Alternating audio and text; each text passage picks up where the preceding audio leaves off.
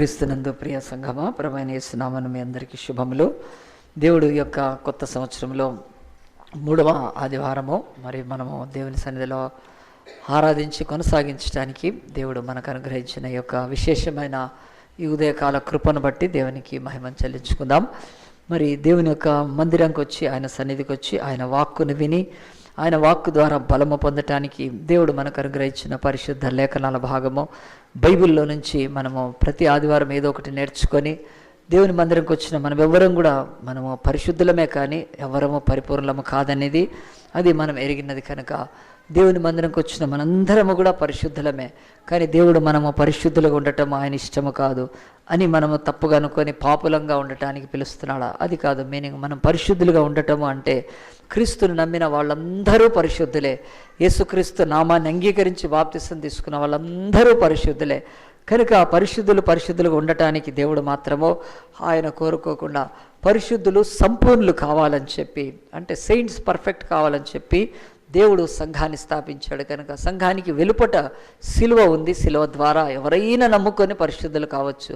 కానీ పరిశుద్ధులు మాత్రం సంఘం ద్వారా పెంచి పోషింపబడి పరిపూర్ణతకు రావాలని చెప్పి నిరవధికంగా దేవుడు సంఘములో ప్రార్థన, వాక్యము, విశ్వాసము, నీతి, భక్తి, పరిశుద్ధత ప్రతిదీ దేవుడు మనకు నేర్పిస్తున్నాడు. ఎలాగున కన్నా పిల్లల్ని తల్లిదండ్రులు ఎట్లా పెంచి పెద్దవాళ్ళని చేస్తారో, ప్రయోజకులను చేస్తారో, దేవుడు ఆయన మనల్ని తన కుమారుడి క్రీస్తు యొక్క రక్తంలో కని మనం సంఘం ద్వారా, చర్చ్ ద్వారా పరిపూర్ణం కావాలని పిలిచాడు. కనుక మనం వాక్యాన్ని ఎక్కువగా ధ్యానించాలి. పిల్లలు పెరిగి పెద్దగా కావాలంటే ఫుడ్ కావాలి, ఆహారం కావాలి. మనం ఆత్మీయ జీవితంలో పెరిగి పెద్దవాళ్ళం అయ్యి ఈ విశ్వంలోని ఒక భూగ్రహం కాదు, ఉన్న కొన్ని లక్షల కోట్ల గ్రహాలలో ఏం జరుగుతుందో కూడా తెలుసుకోవటానికి, పరిపక్వతలోకి, పరిపూర్ణతకు రావటానికే దేవుడి వాక్యాన్ని ఇచ్చాడు. కనుక ఈ ఉదయకాలం మరొకసారి మనం ఆదికాండం 21వ అధ్యాయం తీసి ఆదికాండం 21వ అధ్యాయంలో ఇక్కడ ఉన్న ఒక చిన్న భాగాన్ని మనం చూచి దేవుని యొక్క వాక్యము, ఆయన సంకల్పం, ఆయన చిత్తము, ఆయన మనస్సు, ఆయన యొక్క దృక్పథం ఏమై ఉంటుందో బైబిల్లో స్పష్టంగా ఉంది. కనుక 21వ అధ్యాయము ఆదికాండములో ఇక్కడ అబ్రహాం యొక్క జీవితంలో ఒక గొప్ప అద్భుతమైన సంఘటన. తను 75 ఏళ్లకు పిలువబడి 100 సంవత్సరాల కాలంలో ఒక కుమారుని పొందాడు. ఆయన యొక్క భార్య శారా దాదాపు 60 సంవత్సరాల ప్రాయంలో నుంచి 90 సంవత్సరాల ప్రాయంకి వచ్చేసింది. 90 సంవత్సరాలకు ఒక బిడ్డను కనింది. అతని పేరు ఇస్సాకు అని పేరు పెట్టారు. ఆ ఇస్సాకు విషయమై 21:8 ఇలాగుంది: ఆ పిల్లవాడు పెరిగి పాలు విడిచెను. ఇస్సాకు పాలు విడిచిన దినమందు అబ్రహాము గొప్ప విందు చేసెను. అప్పుడు దేవుని చెప్తుంది, అబ్రహామునకు అవికుతురాలైన హాగరు కన్న కుమారుడు పరిహసించుట శారా చూచి, ఈ దాసిని దీని కుమారుని వెళ్ళగొట్టుము అని చెప్పి కొన్ని మాటలు ఇక్కడ రాసి ఉన్నాడు. ఇది చరిత్ర నేపథ్యంలో బైబిల్ తెలిసిన వాళ్ళందరికీ కొత్త విషయం కాదు. అయినా మటుకి తెలియని వాళ్ళ గురించి చెప్తున్నాను. అబ్రహాం అని భూమి మీద దాదాపు ఈరోజున్న 3 జాతులకు, 3 గొప్ప ప్రజలకు మూల పురుషుడుగా, పితామహుడుగా ఉన్నాడు. మన భారతదేశానికి జాతిపిత గాంధీ అని మనము గొప్పగా ఆయనను ఎంచుతామో, కొనియాడతామో, అలాగున్న ప్రపంచంలోనే విశ్వాసులకు మూల పురుషుడుగా అబ్రహామును దేవుడు ఎంచాడు. కనుక ఆయన పేరు బైబిల్లో ఉంది. 3000 భాషల్లో ఆయన పేరు ఉంది. కనుక ఇలాంటి అబ్రహాము జీవితంలో ఒక కుటుంబంలో జరిగిన సంఘటన మన ముందు పెట్టి దేవుడు ఆత్మీయంగా మనకు కొన్ని పాఠాలు నేర్పిస్తున్నాడు. కనుక అబ్రహాము తన నమ్మిన విశ్వాసాన్ని బట్టి అతడు రమారమి 100 ఏండ్ల వరకు దేవుని యందు తన విశ్వాసం నుంచి తొలగిపోకుండా నమ్మి బిడ్డను పొందాడు. అలాంటి సమయంలో ఆ ఇంటిలో తనకు దేవుడిచ్చిన వాగ్దాన పుత్రుడు, తన శక్తి, తన బలము, తన యొక్క ఆ యొక్క అవసరం లేకుండానే దేవుడు 90 ఏళ్ల శారా గర్భంలో ఒక బిడ్డను పుట్టించినప్పుడు అతని వాగ్దాన పుత్రుడు నమ్మాడు. కనుక దేవుని వాగ్దానాన్ని విశ్వసించాడు. కనుక అతని వాగ్దాన పుత్రుడు. ఆ టైంలో ఏం జరిగిందంటే బైబిల్ చెప్తుంది, ఆ ఇంటిలో అంతకుముందే వీళ్ళు సొంత మానవ ప్రయత్నం లేకపోతే మనుషుల యొక్క సొంత ఆలోచనతో ఇంకొక పిల్లోడిని కూడా కన్నారు ఆ ఇంట్లో. ఆ పిల్లోడి పేరు ఇష్మాయిల్ అని బైబిల్ చెప్తుంది. ఆ యొక్క ఇష్మాయిల్ తల్లి హాగర్ అని బైబిల్ చెప్తుంది. హాగర్ అనే ఆమె యజమానురాలు కాదు, ఆమె ఒక బానిస. దేవుడు అబ్రహాముకి ఐగుప్తులోకి వెళ్ళినప్పుడు ఒంటెలు, ఆ తర్వాత ఎద్దులు, గాడిదలు, పశువులు, వెండి బంగారాలని ఆ రాజు ఇచ్చి పంపించినప్పుడు రాజు ఆ యొక్క బానిసలను కూడా ఇచ్చాడు. ఒక బానిస అమ్మాయి. సో హాగర్ ద్వారా వాళ్ళు తొందరగా సంతానం పొందాలని చెప్పి ఒక కుమారుని కంటే ఆ కుమారుడు ఇప్పుడు పుట్టి పెరిగి ఒక 13 ఏళ్ళు అయిపోతుంది. ఈ 13 ఏళ్ల తర్వాత ఇస్సాకు అనే వాగ్దాన పుత్రుడు పుట్టాడు ఆ ఇంట్లో. అసలు సిసలైన వారసుడు. అబ్రహాం యొక్క సొత్తుకి, వారసత్వానికి, అతని సంపదకు, సమస్తానికి కూడా వంశానికి అంకురంగా ఇస్సాకు పుట్టినప్పుడు, అప్పుడు ఇష్మాయేల్ అదే ఇంట్లో ఉండి చిన్నవాడు ఏం చేశాడంటే, నా తర్వాత పుట్టిన ఇతడు నా యజమానుడి యొక్క ఆస్తికి, సమస్తానికి వారసుడు అయ్యే అవకాశం ఉంది కనుక ఇతన్ని నేను తొలగించుకుంటే నేను సమస్తానికి వారసుడిని కావచ్చని ఇష్మాయేల్ అనే ఆ చిన్నవాడు, ఎలాగున చిన్నపిల్లల్లో నుంచి ఆ యొక్క ఈర్ష్య, ద్వేషము అనేది ఉంటుందో అది న్యాచురల్గా ఆదాములోంచి వచ్చిన మనందరికీ ఉంది కనుక వీడు ఇష్మాయేల్ ఆ చిన్న ఇస్సాకును మరి బైబిల్ చెప్తుంది పరిహసించుట చూచి అని. మరి పరిహసించడం అంటే ఎగతాళి చేయడం, ఏదో ఎక్కిరించడం. దానికి మరి అలాగున ఎక్కిరిస్తే ఎవరైనా ఒక సీరియస్ యాక్షన్ తీసుకుంటారా? ఏదో కొడతారో, తిడతారో, గద్దిస్తారు. కానీ బైబిల్ ఏం చెప్తుందో చూడండి. 21వ అధ్యాయంలో బైబిల్ అక్కడికి ఆకకుండగా 9వ వచనంలో, ఐగుప్తురాలైన హాగరు కన్న కుమారుడు పరిహసించిన శారా చూచి ఈ దాసిని దీని కుమారుని వెళ్ళగొట్టుమో అంటుంది. ఈ దాసి కుమారుడు నా కుమారుడైన ఇస్సాకుతో వారసులై ఉండడని అబ్రహాంతో అంది. కనుక శారా అనే ఆ యొక్క ఇస్సాకు తల్లి వెంటనే అంటుంది, వీడు పరిహసిస్తున్నాడు కనుక వీడిని ఇంట్లోంచి తరిమేయమనడం. ఇది చాలా టూ మచ్గా అనిపిస్తుంది. ఇది చాలా మరి అది చాలా అంటే బాధకరం అనిపిస్తుంది. ఎవరైనా ఉట్టికి ఎగతాళి చేస్తే ఇంట్లోంచి ఎలగొట్టేస్తారా? కాదు, బైబిల్ చెప్తుంది మనకు. ఆయన రాయలేదు, అక్కడ వదిలిపెట్టేశాడు. అది అక్కడ పరిహాసం కాదు, ప్రాణం తీసే పరిహాసం.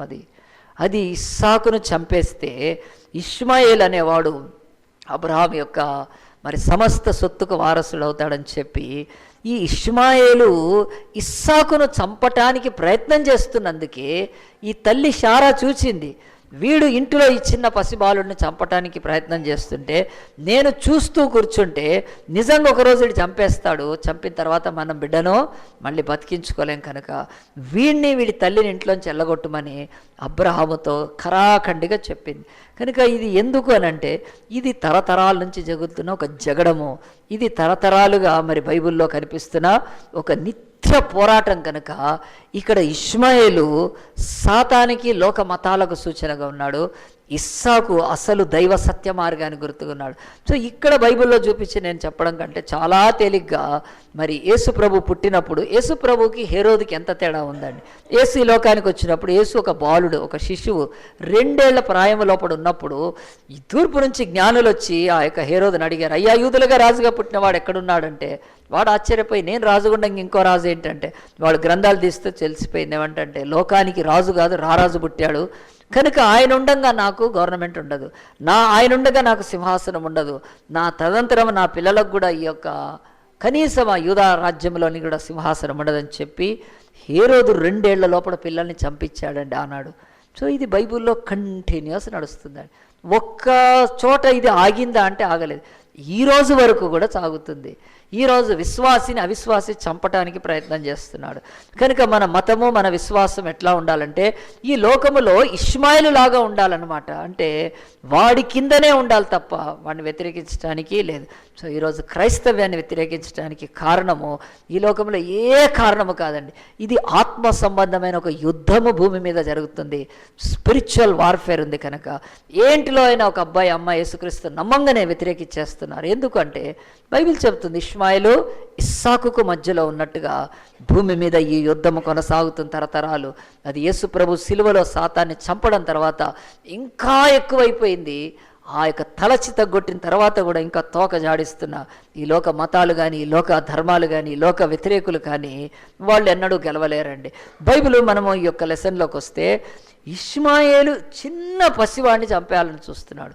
శారా చూచింది, ఇక వీడిని ఇంట్లో ఉంచితే అది చాలా ప్రమాదం అయిపోద్దని చెప్పి తన కుమారుడిని కాపాడుకోవటానికి ఆ యొక్క హాగర్ని ఇంట్లోంచి వెళ్ళగొట్టమన్నప్పుడు అబ్రహాముకి సంగతి చెప్తే అబ్రహాం ఒప్పుకోవటానికి ఇష్టపడలేదండి. ఎందుకంటే అబ్రహాముకు పుట్టినవాడే వాడు, కూడా దాసి ద్వారా పుట్టినవాడే వాడు, కొడుకే అవుతాడు. కనుక అలాంటి సమయంలో అబ్రహాం ఒప్పుకోకపోతే దేవుడు మాత్రం పిలిచి చెప్పాడండి, అబ్రహామా నీ భార్య చెప్పిన మాట వినే విషయంలో, ఎందుకంటే నీ యొక్క స్థానంలో ఎవరున్నా కానీ సరిగ్గా ఆలోచించకపోతే నేను కరెక్ట్ చేస్తానని 1000 సంవత్సరాల క్రితమే 12వ వచనంలో అంటున్నాడు. చూడండి, అబ్రహాము మిక్కిలి దుఃఖపడ్డ తర్వాత 11వ వచనంలో 12వ వచనంలో దేవుడు అంటే, ఈ చిన్నవాడిని బట్టి నీ దాసుని బట్టి నువ్వు దుఃఖపడవద్దు, శారా నీతో చెప్పు ప్రతి విషయంలో ఆ మాట వినము, ఇస్సాకు వలన అయినది ఏ నీ సంతానం అనబడును అని చెప్పి ఈ దాసిని వాడి కొడుకుని ఎల్లగొట్టుమని దేవుడు కూడా సెకండ్ చేశాడండి.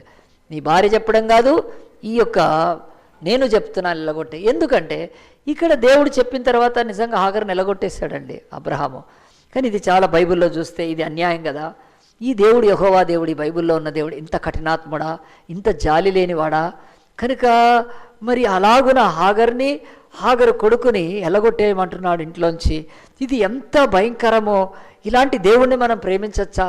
ఇలాంటి బైబిల్లో దేవుడేనా నా కొరకు రక్షణ కొరకు సిలువెక్కింది, ఇలాంటి దేవుడేనా నేను నమ్ముతుంది అని చెప్పి మనలో ఒక శరీర సంబంధమైన భూ సంబంధమైన జ్ఞానం బయటకు వచ్చి ప్రశ్నిస్తే దేవుడు చెప్తున్నాడు, ఆ ప్రశ్నకు జవాబు సేవకుల ద్వారా చెప్తాడు, అలాగా పాస్టర్ల ద్వారా. ఎందుకనంటే 2 బెటర్లో దేవుడు ఎప్పుడైనా కానీ ఏది మేలైనదో అది దేవుడు ఎంచుకుంటాడు. ఇష్మాయేలుని ఇంటిలోంచి పంపకపోతే ఇస్సాకు ఒకరోజు చంపేస్తాడు వాడు. ఇస్సాకును చంపడం బట్టి ఏం జరుగుతుందంటే భూమి మీదికి యేసుక్రీస్తు రావడము, లోకరక్షణ జరగడం సంభవించదు. ఎందుకంటే ఇస్సాకు ఉంటేనే యాకోబు పుడతాడు, యాకోబు ఉంటేనే ఇశ్రాయేల్ జనాంగం వస్తుంది. ఆ జనాంగంలో యూదా అనే ఒక కుమారుడు పుడితే యూదా గోత్రములో నుంచి దావీదు వస్తాడు, దావీదులో నుంచి యేసుక్రీస్తును రాకుండా ఎంత ముందుగా అడ్డుకుంటున్న సాతాని యొక్క ఉచ్చుని, సాతాని యొక్క కుట్రను దేవుడు ఏం చేశాడంటే ఇంట్లోంచి ఎలగొట్టేసాడు అన్నాడు. నేను చెప్తున్నానండి, ఈరోజు కూడా మన బ్రతుకుల్లో ఆలోచించండి. దేవుడు చేసే కొన్ని నిర్ణయాల పట్ల మనం దేవుడి ఉంచమైన న్యాయాన్ని, ఆయన ప్రేమను మనం శంకించనక్కర్లేదండి. 2 బెటర్లో దేవుడు ఆయన శ్రేష్టమైనది మనకు ఏర్పాటు చేయడానికి ఇంకో దాన్ని పక్కన పెట్టేస్తాడు. కనుక బైబిల్ ఇంకొకసారి చెప్తుంది, ఇష్మాయేలు ఇంట్లో ఉంటే మాత్రం ఈరోజు భూమి మీద రక్షకుడు పుట్టడం అవకాశం ఉండదు. కనుక వెళ్ళగొట్టుమని దేవుడు చెప్తున్నాడు. ప్రియ దేవుని బిడ్డలారా, ఆలోచించండి. ఇక్కడ దేవుడి నిర్ణయం చెడ్డది కాదు, కానీ అది మన మేలు కొరకే చేశాడు. తర్వాత అలాగున వెళ్ళగొట్టినప్పుడు అబ్రహాం ఆ మాట విని ఏం చేశాడు చూడండి. తన భార్యగానే అవుతుంది హాగరు, కానీ దాసురాలు కనుక అలాగున ఆమెకు 14వ వచనములో, కాబట్టి తెల్లవారినప్పుడు అబ్రహాము లేచి ఆహారాన్ని నీళ్ళ తిత్తిని తీసుకొని, నీళ్ళ తిత్తి అంటే నీళ్ళ సంచి, ఆ యొక్క వాటర్ ఉన్నదాన్ని తీసుకొని పిల్లవానితో కూడా హాగరునకు అప్పగించి ఆమె భుజం మీద వాడిని పెట్టి ఆమెను పంపివేశాను. ఆమె వెళ్ళి బెయేర్షెబా అరణ్యంలో ఇటు అటు తిరుగుచుండాను. ఈమె దక్షిణ పాలస్తీనా నెగేబు ప్రాంతంలో దాదాపు అబ్రహామున్న చోటు నుంచి ఆమె ఈజిప్ట్కి వెళ్ళిపోవాలి. తన స్వస్థలము, తన యొక్క పుట్టిన స్థలము, తన యొక్క బంధువులు స్నేహితులు అంతా ఉన్న ఆ యొక్క ఐగుప్తుకు వెళ్ళిపోవాలి. కనుక ఐగుప్తుకి ప్రయాణం అయింది. ఆ దారికి ప్రయాణం కావాల్సినంత ఆహారాన్ని, నీళ్లను అబ్రహాం సిద్ధపరిచి వాళ్ళకు పంపించినప్పుడు బైబిల్ ఒకటే చెప్తుంది, వాళ్ళు అరణ్యంలో ఇటు అటు తిరుగుతున్నారు. ఇటు అటు ఎవరు తిరుగుతారండి? ఇటు అటు దారి తప్పిన వాళ్ళు తిరుగుతారు. దారి సరిగ్గా వెళ్ళాల్సిన వాళ్ళు ఎవరు కూడా ఇటు అటు తిరగరు. దారి తెలిసిన వాళ్ళు ఎవరు ఇటు అటు అడగరు. దారి ఎరిగిన వాళ్ళు త్వరగా వెళ్ళిపోతారు. కానీ ఇక్కడ బైబిల్ అంటుంది, బెయేర్షెబాలో ఆమె ఇటు అటు తిరుగుతుందంటే ఆమె తన యొక్క మార్గము తెలుసుకోకుండా తప్పిపోయింది. ప్రియ దేవుని బిడ్డలారా, బైబిల్ ఇక్కడ నుంచి కొన్ని ఆత్మీయ పాఠాలు స్పష్టంగా చెప్తున్నది. ఏంటంటే ఈ లోకములో గర్విష్ఠులు, అహంకారులు కదా, ఇతరులను ద్వేషించి చంపాలనుకున్న వాళ్ళు ఈ భూమి మీద ఖచ్చితంగా తోవ తప్పిపోతారండి. దేవుడు చెప్తున్నాడు. ఎందుకంటే ఒకప్పుడు ఈ ప్రయాణం గుండానే, ఈ దారి గుండానే అబ్రహాం తీసుకొచ్చాడు. హాగర్కు కూడా తెలుసు ఆ యొక్క ఐగుప్తుకు ఎట్లా వెళ్ళాలో. అలాంటిది ఒకప్పుడు నడిచిన మార్గమే, తను వెళ్ళగలిగినదే, కావాల్సినంత ఆహారాన్ని కూడా ఇచ్చి పంపించినప్పుడు తను ఎందుకు చేరుకోలేకపోయిందంటే బైబిల్ అంటుంది, గర్వము, అహము అది మనల్ని దారి తప్పిస్తుంది. చాలామంది భూమి మీద ఎందుకు దారి తప్పిపోయినారంటే దేవుని యొక్క సన్నిధిలో వాళ్ళు గర్విష్ఠులుగా, అహంకారులుగా మాత్రమే కాదు, ఇతరులను ఈర్ష్యతో, ద్వేషముతో, ఇతరులకు చెందింది లాక్కోవాలని, ఇతరులకు చెందింది తమ వశం చేసుకోవాలనుకున్న వాళ్ళు ఏమవుతారంటే భూమి మీద తోవ తప్పిపోతారు అని బైబిల్ చెప్తుందండి. కనుక మనం నమ్మాల్సిందే. ఇక్కడ బైబిల్ అరణ్యంలో ఇటు అటు తిరుగుతుంది. ఈరోజు నా బతుకులో కూడా మనం తప్పిపోయి ఉన్నారు. ఎవడైనా తప్పిపోయి ఉన్నాడంటే దేవుడు పెట్టిన మార్గంలో నుంచి ఆ యొక్క వదిలిపెట్టాక మనం ఖచ్చితంగా తప్పిపోతాం. అలాగున ఆమె బెయేర్షెబాలో ఇటు అటు తిరుగుతుంది. తిరిగినాక ఏమైంది? బైబిల్ తర్వాత వచనం చూడండి స్పష్టంగా. 15వ వచనంలో, ఆ తిత్తిలోని నీళ్ళు అయిపోయిన తర్వాత ఆమె ఒక పొద కింద ఆ చిన్నవాణ్ణి పడేసింది. తిత్తిలో నీళ్ళు అయిపోక ముందు, అంతకుముందు ఏమైపోయింది? ఆహారం అయిపోయింది. ఆహారం అయిపోయింది, ఇప్పుడు నీళ్ళు అయిపోయినాయి. అరణ్యంలో ఇటు అటు తిరుగుతుంది. దారి తప్పిపోయింది. అది ఎడారి, అది చాలా మటుకు అరణ్య ప్రదేశంలో నీళ్లు దొరకవు. అలాంటి ప్రదేశంలో మరి ఆమె ఆ స్థితికి వచ్చినప్పుడు బైబిల్ ఇక్కడ చెప్తున్నాయి, ఆమె రిసోర్సెస్ అయిపోయినాయని. ఆ యొక్క అబ్రహాం మంచివాడు, ఆయన ధనవంతుడు, ఆయన ఎంతో ఆహారాన్ని ఇచ్చాడు, ఎంతో నీళ్ళని ఇచ్చాడు. అవి తన ప్రయాణంలో చివరి వరకు వెళ్ళటానికి సరిపోతాయి. అంత ఎంచి, అంత క్యాలిక్యులేట్ చేసి ఇచ్చింది. ఇప్పుడు మధ్యలో ఈమె ఎందుకు పోగొట్టుకుందండి? బైబిల్ చెప్తుంది తోవ తప్పిపోయిన తర్వాత మన రిసోర్సెస్ మనకు పనికి రావండి. చాలామంది భూమి మీద నాకు డబ్బులు సరిపోవట్లేదు, నాకు కదా నా యొక్క జీతం సరిపోవట్లేదు, నా ఈ వసతులు సరిపోవు అనుకున్న వాళ్ళంతా ఎవరంటే బైబిల్ ఎత్తి చూపిస్తుంది. వాళ్ళు త్రోవ తప్పిపోయారు కనుక నిర్దేశించిన చోటికి వెళ్ళటానికి ఇవ్వబడిన రిసోర్సెస్ వాళ్ళ బ్రతుకుల్లో డ్రై అయిపోతాయి. ఈరోజు ఎంతోమంది జూదం ఆడుతూ ఆ తర్వాత రేసులకు వెళ్తూ తాగుతూ తగలబెడుతుంటే వాళ్ళ జీవిత ప్రయాణంలో డబ్బులు ఎట్లా సరిపోతాయి? దేవుడు చెప్తున్నాడు నీతి మార్గంలో మంచి మార్గంలో జీవిస్తే నువ్వు త్రోవ తప్పిపోయినప్పుడు అది ఎక్కువ నీ రిసోర్సెస్ డ్రైన్ అయిపోతాయి. మనం అనుకుందాం, చిన్న ఎగ్జాంపుల్, ఒక కారులోనో ట్రైన్ ఆ యొక్క బస్సులో లేకపోతే ఏదైనా వెహికల్లో డీజిల్ పోసామో మనం వెళ్తున్నాం, దారి తప్పిపోయి వేరే దారిలోకి వెళ్ళిపోయాము. మనం చేరుకోవాల్సినంత డీజిలో పెట్రోల్లో దాంట్లో ముందు ఉండింది, కానీ తోవ తప్పిపోయినందుకు మళ్ళీ తోవ ఎత్తుక్కొని వచ్చే వరకు చాలా డీజిల్ వేస్ట్ అయిపోద్ది, ఆ యొక్క ఇంధనం వేస్ట్ అయిపోద్ది, గమ్యానికి చేరుకోవటానికి అది సరిపోదు. ఇంత సింపుల్గా దేవుడు చెప్తున్నాడు. ఈరోజు నీకు అనవసరమైన ఖర్చులు పెట్టుకొని నీ బ్రతుకులో పాపాన్ని ప్రేమించి తోవ తప్పిపోయిన నీకు దేవుడు ఎంత ఇచ్చినా వేస్ట్ అవుతుంటుంది. నీ బ్రతుకులోకి ఇల్లు కట్టుకోలేవు, లేకపోతే ఒక సరైన మరి వసతులను కల్పించుకోలేవు. ఎందుకో తెలుసా? తోవ తప్పి తాగుడులు ఈ యొక్క అడ్డమైన పనులు చేస్తే బైబిల్ చెప్తుంది హాగరు తప్పిపోయినట్టు తప్పిపోయి బ్రతుకులో ఆ యొక్క దాహము దప్పిక ఆకలిగా ఉంటారు కదా. ప్రతిదానికి ఇంట్లో డబ్బులు ఉండవు, ప్రతిదానికి అప్పు చేయాలి, ప్రతిదానికి వడ్డీ గురించి చూడాలి, ప్రతిదానికి ఎవరో మనుషుల వైపు ఎందుకు చూడాల్సి వస్తుందంటే దేవుడు చెప్తున్నాడు నువ్వు నడుస్తుంది హాగరు మార్గము, గర్విష్టి మార్గం. అది నీ ఇష్టమైన త్రోవకు తొలగి నీ ఇష్టమైన ఖర్చులు పెట్టుకున్నప్పుడు పనికిరాదు, డబ్బు సరిపోదు. అది అబ్రహాం ఇక్కడ అరకొర ఇవ్వలేదండి. అబ్రహాం ఎంత కావాలంత ఇచ్చాడు వాళ్ళకు.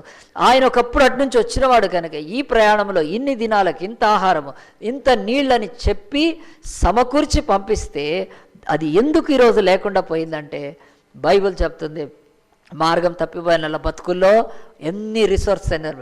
ఇక్కడ అప్పు తీసుకొచ్చి ఇక్కడ 3 రూపాయలకు తీసుకొచ్చి వడ్డీ మళ్ళీ వేరే దగ్గర ఏం చేస్తారంటే 5 రూపాయల దగ్గర తీసుకున్న వాళ్ళకి అడ్జస్ట్ చేస్తుంటారు. ఎందుకు ఈ బతుకుంది? దేవుడు అంటున్నాడు అక్కడ వడ్డీ తక్కువకి తెచ్చి ఎక్కువ వడ్డీ ఉన్న దగ్గర నువ్వు సెట్టింగ్ చేస్తున్నావు. ఎందుకు చేస్తున్నావు అంటే అసలు దేవుడి వైపుకి వచ్చి ప్రభా నేను తప్పిపోవడానికి కారణం ఏంటి, నాకు ఈ రిసోర్సెస్ లేకుండా ఎందుకు అవుతున్నాయి అని కూర్చొని ఆలోచిస్తే మాత్రం ఎవ్వడి బతుకైనా మారుతుంది. కనుక హాగర్ అప్పుడు ఏం చేసిందండి, ఆ అరణ్యంలో అలాగున పిల్లవాడిని పడేసింది. చూడండి దేవుని వాక్యం తర్వాత, ఈ పిల్లవాని చావు నేను చూడలేను అనుకొని వెంటి వేత దూరం వెళ్ళి అతనికి ఎదురుగా కూర్చొని ఆమెకు ఎదురుగా ఎలుగెత్తి ఏడ్చాను అంటుంది. ఏడుపు తప్ప ఏమి మిగలదు. గర్విష్ఠులను, త్రోవ తప్పిన వాళ్ళని, అహంకారులను దేవుడు అరణ్యపాలు చేసినప్పుడు ఏడవడం తప్ప ఏం మేలు ఉండదు. నువ్వు అబ్రహాం ఇంటిలో ఉన్నప్పుడు నీకు ఎంత మంచి రిసోర్సెస్ ఉన్నాయి. అబ్రహాం ఇంటిలో ఉన్నప్పుడు నీళ్లు కదవా.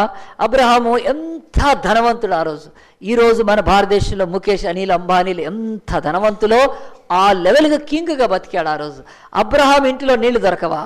నీళ్లు కాదు కదా నీకు కావాల్సిన ఏ రసమైన దొరుకుతుంది. అంత ధనవంతుడి ఇంటిలో నుంచి ఈరోజు రోడ్డు మీద ఆ యొక్క అరణ్యములో దప్పిక కొనే స్థితికి ఎందుకు వచ్చిందంటే బైబిల్ చెప్తుంది. అబ్రహాం ఇది యాజకుడికి సూచన, అబ్రహాము ఇక్కడ దేవుడి యొక్క మరి ప్రతినిధికి సూచన.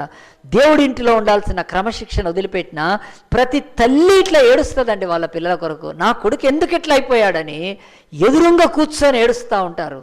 దేవుడు చెప్తున్నాడు ఒకప్పుడు అబ్రహాం ఇంట్లో ఉన్నప్పుడు ఈ శారాకు గర్వం లేదా? తన యజమానురాళ్ళు ఆ యొక్క హాగరుకు తన యజమానురాలిన శారాన్ని చూసి గౌరవించిందా? పిల్లలు లేదని, గొడ్రాలని, గొడ్డుపోతుందని తన యజమానుడికి ఎంత బాగున్నా కానీ ఈ పనికి మాలిన యజమానురాలికి పిల్లల్ని కనే ఇది లేదని చెప్పి ఒకప్పుడు తోలనాడలేదా? నీ యజమానిని ఘనపరిచావా? నీ యజమానికి లోబడి ఉన్నావా? నీ యజమాని దగ్గర దేవుడు నీకు ఇచ్చిన కృపను నువ్వు ఏమన్నా వాడుకున్నావా? ఏమీ వాడుకోలేదండి.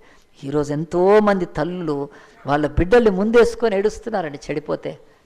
మరణపు అంచుల్లోకి పోయి తెలుసా దేవుడు ప్రేమించి ఆయన కృప చూపినప్పుడు కదా ఆ యొక్క అబ్రహాం బలిపీఠాల దగ్గర, ఆయన బలుల దగ్గర, ఆయన ప్రార్థనల దగ్గర, ఆ దేవుడి ప్రత్యక్షతల దగ్గర తగ్గించుకొని, గర్వం తగ్గించుకొని, మనసు మార్చుకొని లోబడి ఉంటే ఎంత బాగుంటుందండి. ఎంతమంది తల్లులు ఈరోజు నాకు చెప్తా ఉంటారు మా కొడుకు ఇట్లా అయిపోయాడంటే హాగరు బతికేది. నువ్వు సరిగ్గా నువ్వు దేవునిలో ఉంటే, నీకే గర్వం లేకపోతే నీ కొడుకు ఎందుకు వచ్చేది ఆ గర్వం? నువ్వే సరిగ్గా నీ కొడుకు కొరకు ప్రార్థన చేస్తే నీ బ్రతుకులో మరి అలాంటి స్థితి ఎందుకుంటుంది? దేవుడు స్పష్టంగా చెప్తున్నాడండి. హాగరు బతుకు ఈరోజు కొడుకుని ఎదురుగా పెట్టుకొని ఏడుస్తూ ఉంది, ఏమీ చేయలేని స్థితి. అరణ్యంలో నుంచి తిరిగి అబ్రహాం ఇంటికి పోదామా? అది వీలు పడదు. అరణ్యంలో నుంచి తన యొక్క పుట్టిల్లు అయిన హాగరుకు వెళ్దామా? ఎటు కాదు.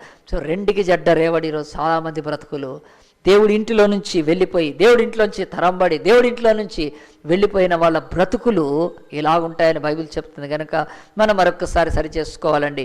ఈ పరిస్థితుల్లో ఆమెకి ఇంకేమీ తోచలేదు. ఎదురుగా మరణం ఉంది. ఇక మరణం అవశ్యం అనుకున్నప్పుడు, ఆమె దిక్కు తోచకున్నప్పుడు, మరి ఇక్కడ దేవుడు కూడా మన దృష్టిలో చూస్తే దేవుడు ఎంత కఠినుడు కదా. ఒక అమ్మాయిని, ఒక కుమారుడిని అలాగున అరణ్య పాలు చేశాడు. ఈయన మంచి దేవుడా కాదా అంటే దేవుడైతే మంచివాడు. ఎందుకంటే వాళ్ళు కోరుకొని తెచ్చుకున్నారు ఈ శిక్ష, దేవుడేమీ అనలేదు. ఒకవేళ ఈ ఇష్మాయిలు ఆ యొక్క ఇస్సాకును చంపటానికి, పరిహాసం చేయటానికి, లేకపోతే రూపమాపటానికి ప్రయత్నం చేయకపోతే ఉండేవాడు, అదే ఇంట్లో ఉండేవాడు చక్కగా ఉండేవాడు. కానీ వాళ్ళ సొంత చేతులతో చేసుకున్నారు కనుక ఇప్పుడు అరణ్యంలో ఏడుస్తూ ఉంది. ఆ యొక్క కుమారుడు ప్రాణం పోతూ ఉంది. కానీ దేవుడు అక్కడితో మనకు స్టోరీ ఆపేయలేదండి. ఈరోజు లెసన్కి, ఈరోజు మన యొక్క మరి ఉపదేశానికి మూలమైన వాక్యమే ఇప్పుడు మనం చూద్దాం. చూడండి, దేవుడి యొక్క వాక్యము 21వ అధ్యాయంలో అలాగున ఎలుగెత్తి ఏడ్చిందని 16వ వచనం చెప్తే, 17వ వచనం వర్స్ 17, దేవుడు ఆ చిన్నవాని మొరను వినెను.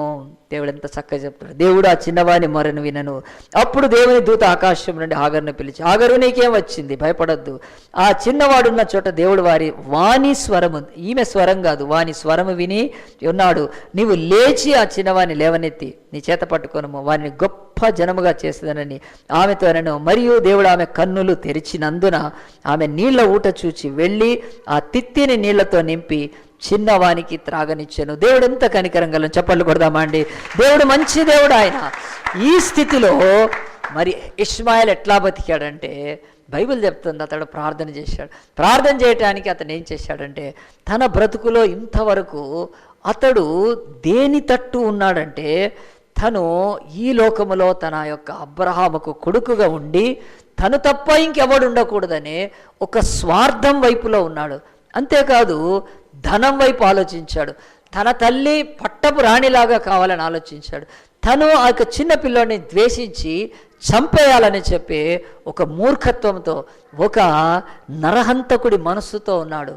బైబిల్ చెప్తుంది. నేను చెప్పాను కదా బైబిల్ అంతా ఉంటుందని. బైబిల్లో ఆదికాండం 4వ అధ్యాయంలోనే కయ్యూను లేచి ఎవరిని చంపేశాడు? హేబేలును చంపేశాడు. బైబిల్ అంతా ఉంది. హేబేలు ఆత్మ సంబంధి అయితే కయ్యూను శరీర సంబంధి. ఇక్కడ కూడా ఒక శరీర సంబంధి అయిన ఇష్మాయిలు ఆత్మ సంబంధి అయిన ఇస్సాకును చంపడానికి వెళ్ళినాం.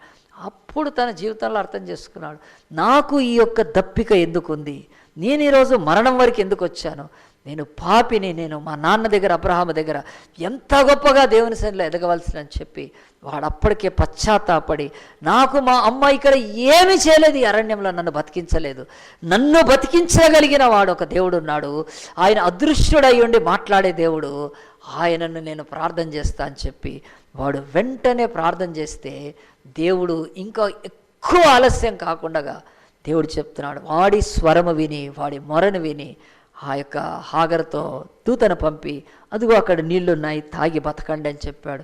ప్రియ దేవుని బిడ్డలారా, ఇది ఎందుకు ఈ ఉదయకాలం నేను చెప్తున్నానంటే, ఆలోచించండి, మన బ్రతుకుల్లో దేవుడు చెప్తున్నాడు మనము ఎవరి తట్టు తిరగాలో. జకర్యా గ్రంథము 1వ అధ్యాయము 3వ వచనంలో ఉంది. చూడండి, వీడు ఎట్లా బతికాడంటే దేవుడు చెప్తున్నాడు, ఎవరైనా బతకచ్చు ఈ లోకంలో, ఎవరైనా బాగుపడచ్చు. కానీ దేవుడు అంటున్నాడు, జకర్యా గ్రంథం 1వ అధ్యాయము 3వ వచనము, కాబట్టి నువ్వు వారితో ఇట్లనము, సైన్యములకు అధిపతి యెహోవా సెలవిచ్చినదేమనగా, మీరు నా తట్టు తిరిగిన ఎడల నేను మీ తట్టు తిరుగుదునని సైన్యములకు అధిపతి యెహోవా సెలవిస్తున్నాడు.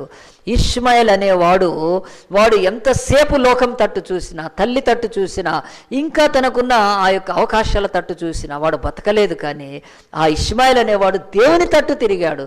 తన తండ్రి దేవుడైన యెహోవా దేవుడి తట్టు తిరిగినప్పుడు ఆ యెహోవా దేవుడు ఏం చేశాడంటే వాడి వైపు తిరిగి, ఆ చిన్న పిల్లవాడి వైపు తిరిగి అతన్ని బ్రతికించాడు. కనుక జకర్యా గ్రంథం పాత నిబంధనలో 777 పేజీలో ఉంటుందండి.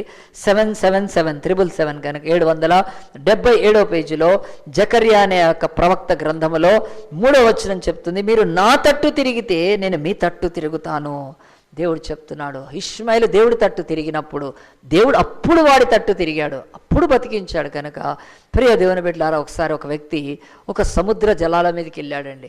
వెళ్ళిన తర్వాత ఓషన్స్, అవి సముద్ర జలాల మీదకి వెళ్ళి అక్కడ ఒక మీటింగ్ జరుగుతుంది. ఆ మీటింగ్లో ఉన్నప్పుడు ఆయన కళ్ళు చెమర్చేయండి, నేనేనా ఇక్కడుంది ఈ ఉచ్చ స్థితిలో, ఎంత ఉన్నత స్థితిలో, ఈ పొజిషన్లో నేనేనా ఉన్నానని చెప్పి అతని కళ్ళల్లో కళ్ళేళ్ళు తిరిగినాడు.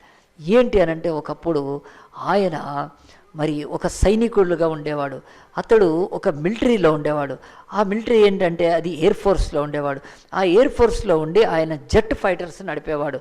అప్పుడు తను యవన కాలంలో ఉండి జెట్ ఫైటర్స్ అంటే ఆ ఫైటింగ్ ప్లేన్స్ నడుపుతున్నప్పుడు బాంబులు వేసుకుంటూ వెళ్తారు వాళ్ళు ఆకాశంలో.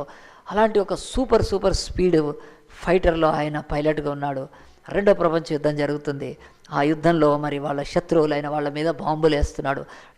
టకా బాంబులు వేస్తూ ఎంతో శత్రువుని విధ్వంసం చేస్తున్నప్పుడు అవతల శత్రువులు వాళ్ళు నోరెళ్ళబెట్టారు, ఎవడు వీడు ఇంత చాకచక్యంగా నడిపిస్తున్నాడని.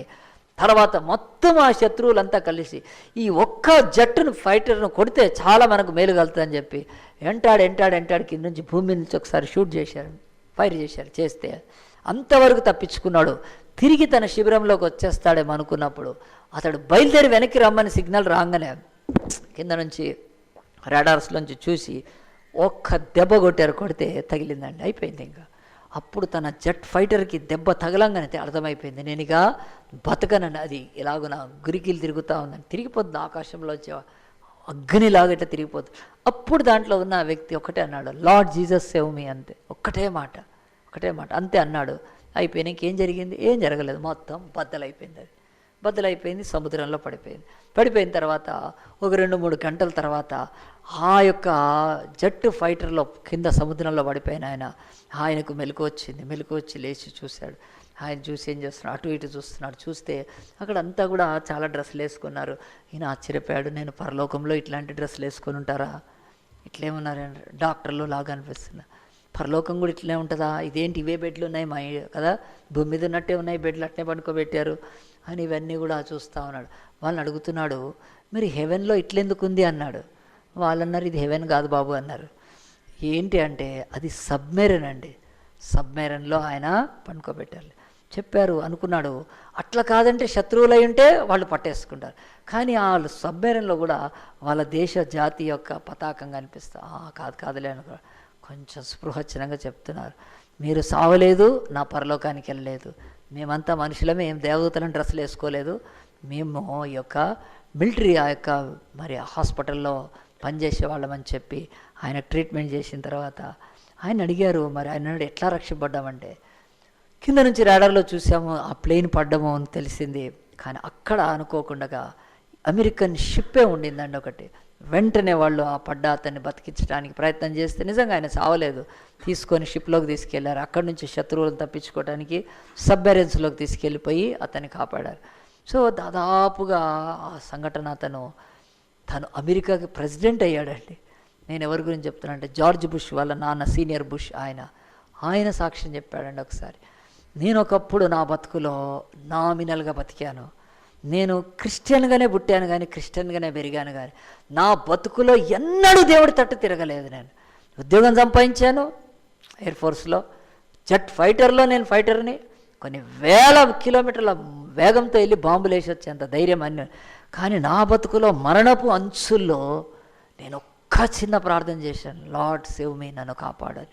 ఆ ఒక్క ప్రార్థనకి బద్దలైపోయిన నా ఫైటర్లో నేను ఎట్లా కాపాడబడ్డానో తెలియదు. దేవుడు తను రక్షించుకొని నన్ను నా యొక్క మరి అదే శత్రు శిబిరాల దగ్గర పడి ఉంటే చీల్చి చెండాడేవాడు ఈ యొక్క ఫైటర్ని. ఎందుకంటే అప్పటికే వాళ్ళకి చాలా బాధ కలిగించాడు, కాళ్ళు చేతులు కోసేస్తారు, అంత భయంకరంగా ఉంటాయి మిలిటరీ వాళ్ళను పట్టుకున్నారంటే శత్రువులు, గుడ్లు వీకేస్తారు, భయంకర. అలాంటిది ఏది కాకుండా అమెరికన్ షిప్ ఉన్న దగ్గరే పడ్డం, అక్కడే నా వాళ్ళు కాపాడడం, ఇది ఎంత అద్భుతం అని చెప్పి, అలాంటి ఒక కంట్రీకి నేను ఒక ఫైటర్ని మాత్రమే, నేనేం పెద్ద గొప్పవాడిని కాదు, నేనేం మిలిటరీ చీఫ్, ఆర్మీ చీఫ్ కాదు. కానీ దేవుడు నన్ను ఈరోజు ఏం చేశాడు తెలుసా, ఆయన తట్టు తిరిగితే ఈ దేశానికి అధినేత చేసి నేను ఒక్క ఎయిర్ ఫోర్స్లో పనిచేస్తే ఈరోజు పెంటాగన్ 5 ఫోర్సెస్ని నా కిందకి తీసుకొచ్చాడని సాక్ష్యం చెప్పాడని చెప్పలు కొడదామా.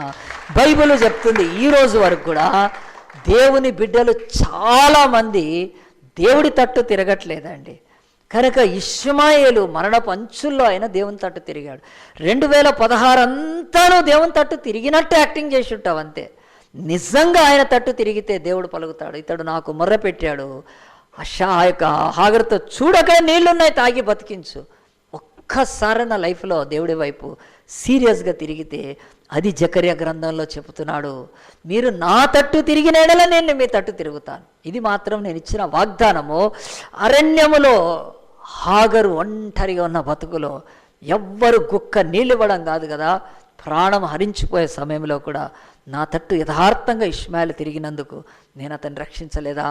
రక్షించాను. అంతేకాదు ఇష్మాయిల్ నుంచి 12 మంది రాజులు వచ్చారండి. తర్వాత ఈరోజు అరబ్ కంట్రీస్ అన్నీ కూడా ముస్లిమ్స్, ఇస్లాం కంట్రీస్ అన్నీ కూడా ఇష్మాయిల్ సంతానమే. బైబిల్ చెప్తుంది, అలా ఖురాన్ కూడా చెప్తుంది. ఇక మనం కాదంటానికి లేదు. అబ్రహాముకు పుట్టిన కొడుకే ఆయన, కరెక్ట్. కానీ మనం ఇస్సాకు, వాళ్ళు ఇష్మాయిల్ అనేది వదిలేస్తున్నారు. బైబిల్ చెప్తుంది 12 మంది రాజులు కూడా ఈరోజు ఇష్మాయిల్ కడుపులోంచి దేవుడు తర్వాత పుట్టించాడు. బైబిల్ ఒకటే చెప్తుంది. ఈరోజు మన బతుకుల్లో దేవుని తట్టు తిరిగామా? మనం ఎవరి తట్టు తిరుగుతున్నాం? దేవుని తట్టు తిరిగినట్టు చేస్తున్నారు అంతే. దేవుని తట్టు ఏం తిరగలేదు. దేవుని తట్టు తిరిగినా కానీ లోకం వైపే మనస్తుంది. కానీ తిరిగినట్టుగా నటిస్తుంటే దేవుడు అంటాడు, నువ్వు నా తట్టు తిరిగింది ఎప్పుడు? నిజంగా ఇదిగో చూడు బైబిల్లో, ఇష్మాయిల్ నా తట్టు తిరిగితే నేను బతికించలేదా? అతన్ని ఆదుకోలేదా? అతన్ని లేపి గొప్పవాడిని చేయలేదా? బ్రతుకులో ఒక్కసారైనా దేవుని తట్టు తిరిగినట్టుకున్నామా? పాపం తెలియక మన అన్యులైతే తూర్పు దిక్కును తిరిగి దండం పెడతారు, అటు దేవాలయ వైపు తిరిగి దండం పెడతారు, ఎన్నో వైపులు తిరుగుతారు. ఇస్లాం వాళ్ళైతే ఈ యొక్క వెస్ట్ వైపు ఆ యొక్క మక్కా ఉందని అటు తిరుగుతారు. మరి క్రైస్తవులకు ఏ దిక్కు తిరిగేది ఉందండి? ఏ తట్టు తిరగాలి మనం కదా? ఈ తట్ట, ఆ తట్ట, ఏ తట్టు? బైబిల్ అంటుంది, తట్టులన్నీ పక్కన పెట్టి దాని ముందు ఒకటి పెట్టుకో, యెహోవా తట్టు తిరిగితే, నా తట్టు తిరిగితే నేను మీ తట్టు తిరుగుతానన్నాడు. కనుక ప్రశ్న వేసుకోవాలి, దేవుడి మీద నిందేయొద్దు. దేవుడి మీద నిందేయొద్దు. ప్రభువా మేము ఎందుకు లాస్ట్ 2016 అంతా నాకు కావాల్సిన నువ్వు ఇవ్వలేదు అని చెప్పి నువ్వు అడిగితే దేవుడు అంటాడు, నువ్వు నా తట్టు తిరిగావా ఎప్పుడైనా? నిజంగా ఎప్పుడు కూడా చర్చికి వచ్చినా నా తట్టు తిరిగినట్టున్నావు, కానీ నీ మనసు, నీ హృదయం, నీ వాంఛలు, నీ కోరికలు అన్నీ లోక సంబంధమైనవే, అన్నీ భూ సంబంధమైనవే. కనుక అలాంటిది పెట్టుకొని నన్ను అడిగితే నేనేమి పొరపాటు పడేవాడిని కాదు. నిజముగా నా తట్టు తిరుగు, నేను ఆ రోజు నీ తట్టు తిరిగి నీకు సహాయం చేస్తాను. వచ్చి ఆ యొక్క బుషు కాదే కాదు, లేకపోతే ఇష్మాయిలే కాదు, నాలాంటి సేవకుల జీవితంలో అందరి జీవితాల్లో చేస్తాడండి. ఇది మొదటిది, ఈరోజు గుర్తుపెట్టుకోండి. రెండోది చూద్దాం అందరం కూడా. మనము ఆ యొక్క లూకా సువార్త 19వ అధ్యాయం తీద్దాం. లూకా సువార్త కొత్త నిబంధనలో 3వ పుస్తకం. కొత్త నిబంధనలో మత్తయి, మార్కు, లూకా సువార్త అని ఒక సువార్త పుస్తకము. లూకా సువార్త 19వ అధ్యాయములో బైబిల్ చెప్తుంది. లూకా సువార్త 19వ అధ్యాయము మరి మొదటి వచనం చదువుతున్నాను. ఆయన సంచరించుచు యెరికో పట్టణంలో ప్రవేశించెను, దారి గుండా పోవచ్చుండెను. ఇదిగో సుంకపు గుత్తదారుడు ధనవంతుడైన జక్కయ్య అని పేరు గల ఒకడు యేసు ఎవరో అని చూడగోరాను అని బైబిల్ చెప్తుంది. ఇక్కడ ఈ యొక్క కథ నేపథ్యం మీకు తెలిసిన వాళ్ళకి పర్వాలేదు, తెలియని వాళ్ళ గురించి చెప్తాను. యేసు ప్రభు ఆయన ఒక్క దగ్గర కూర్చొని ఒక రథం ఎక్కి కదా, నన్ను ఇడవండి, నన్ను మొయ్యండి, నేను పల్లకిలో ఉంటాను అని చెప్పలేదండి. యేసు ప్రభు జీవంగల దేవుడు కనుక చాలా మనకు రథాల్లో తిరిగే దేవుళ్ళు, ఆ తర్వాత ఆ యొక్క పల్లకిలో తిరిగే దేవుళ్ళు, నేనంటాను అలా కాళ్ళే లేవు, అసలు నడవలేని వాళ్ళు. నడవగలిగిన దేవుడు, నీకు నాకు నడకనిచ్చినవాడు, కొన్ని వందల వేల పశువులకు కాళ్ళిచ్చి బలమిచ్చి కీలువలో సత్తువ ఇచ్చి కొండల పర్వతాల మీద కూడా పరిగెత్తగలిగిన వాటికి బలమిచ్చిన దేవుడు ఆయన ఈ భూమి మీద వచ్చి నడిచాడండి. నెత్తి మీద ఎక్కి తిరగలేదు ఆయన, భుజాల మీద మోయబడలేదు, పల్లకీల మీద కాదు. ఆయన యువకుడు అంద ఎర్త, ఆయన ఈ భూమి మీద నడిచాడు. అట్లా నడుస్తూ యూదయ, గలిలయ, సమరయ ప్రాంతాలంతా తిరుగుతున్నాడు. రోగులను బాగు చేస్తున్నాడు, దయ్యాలను వెలగొడుతున్నాడు, చాంద్రోగులను బాగు చేస్తున్నాడు, పక్షవాయువులను బాగు చేస్తున్నాడు.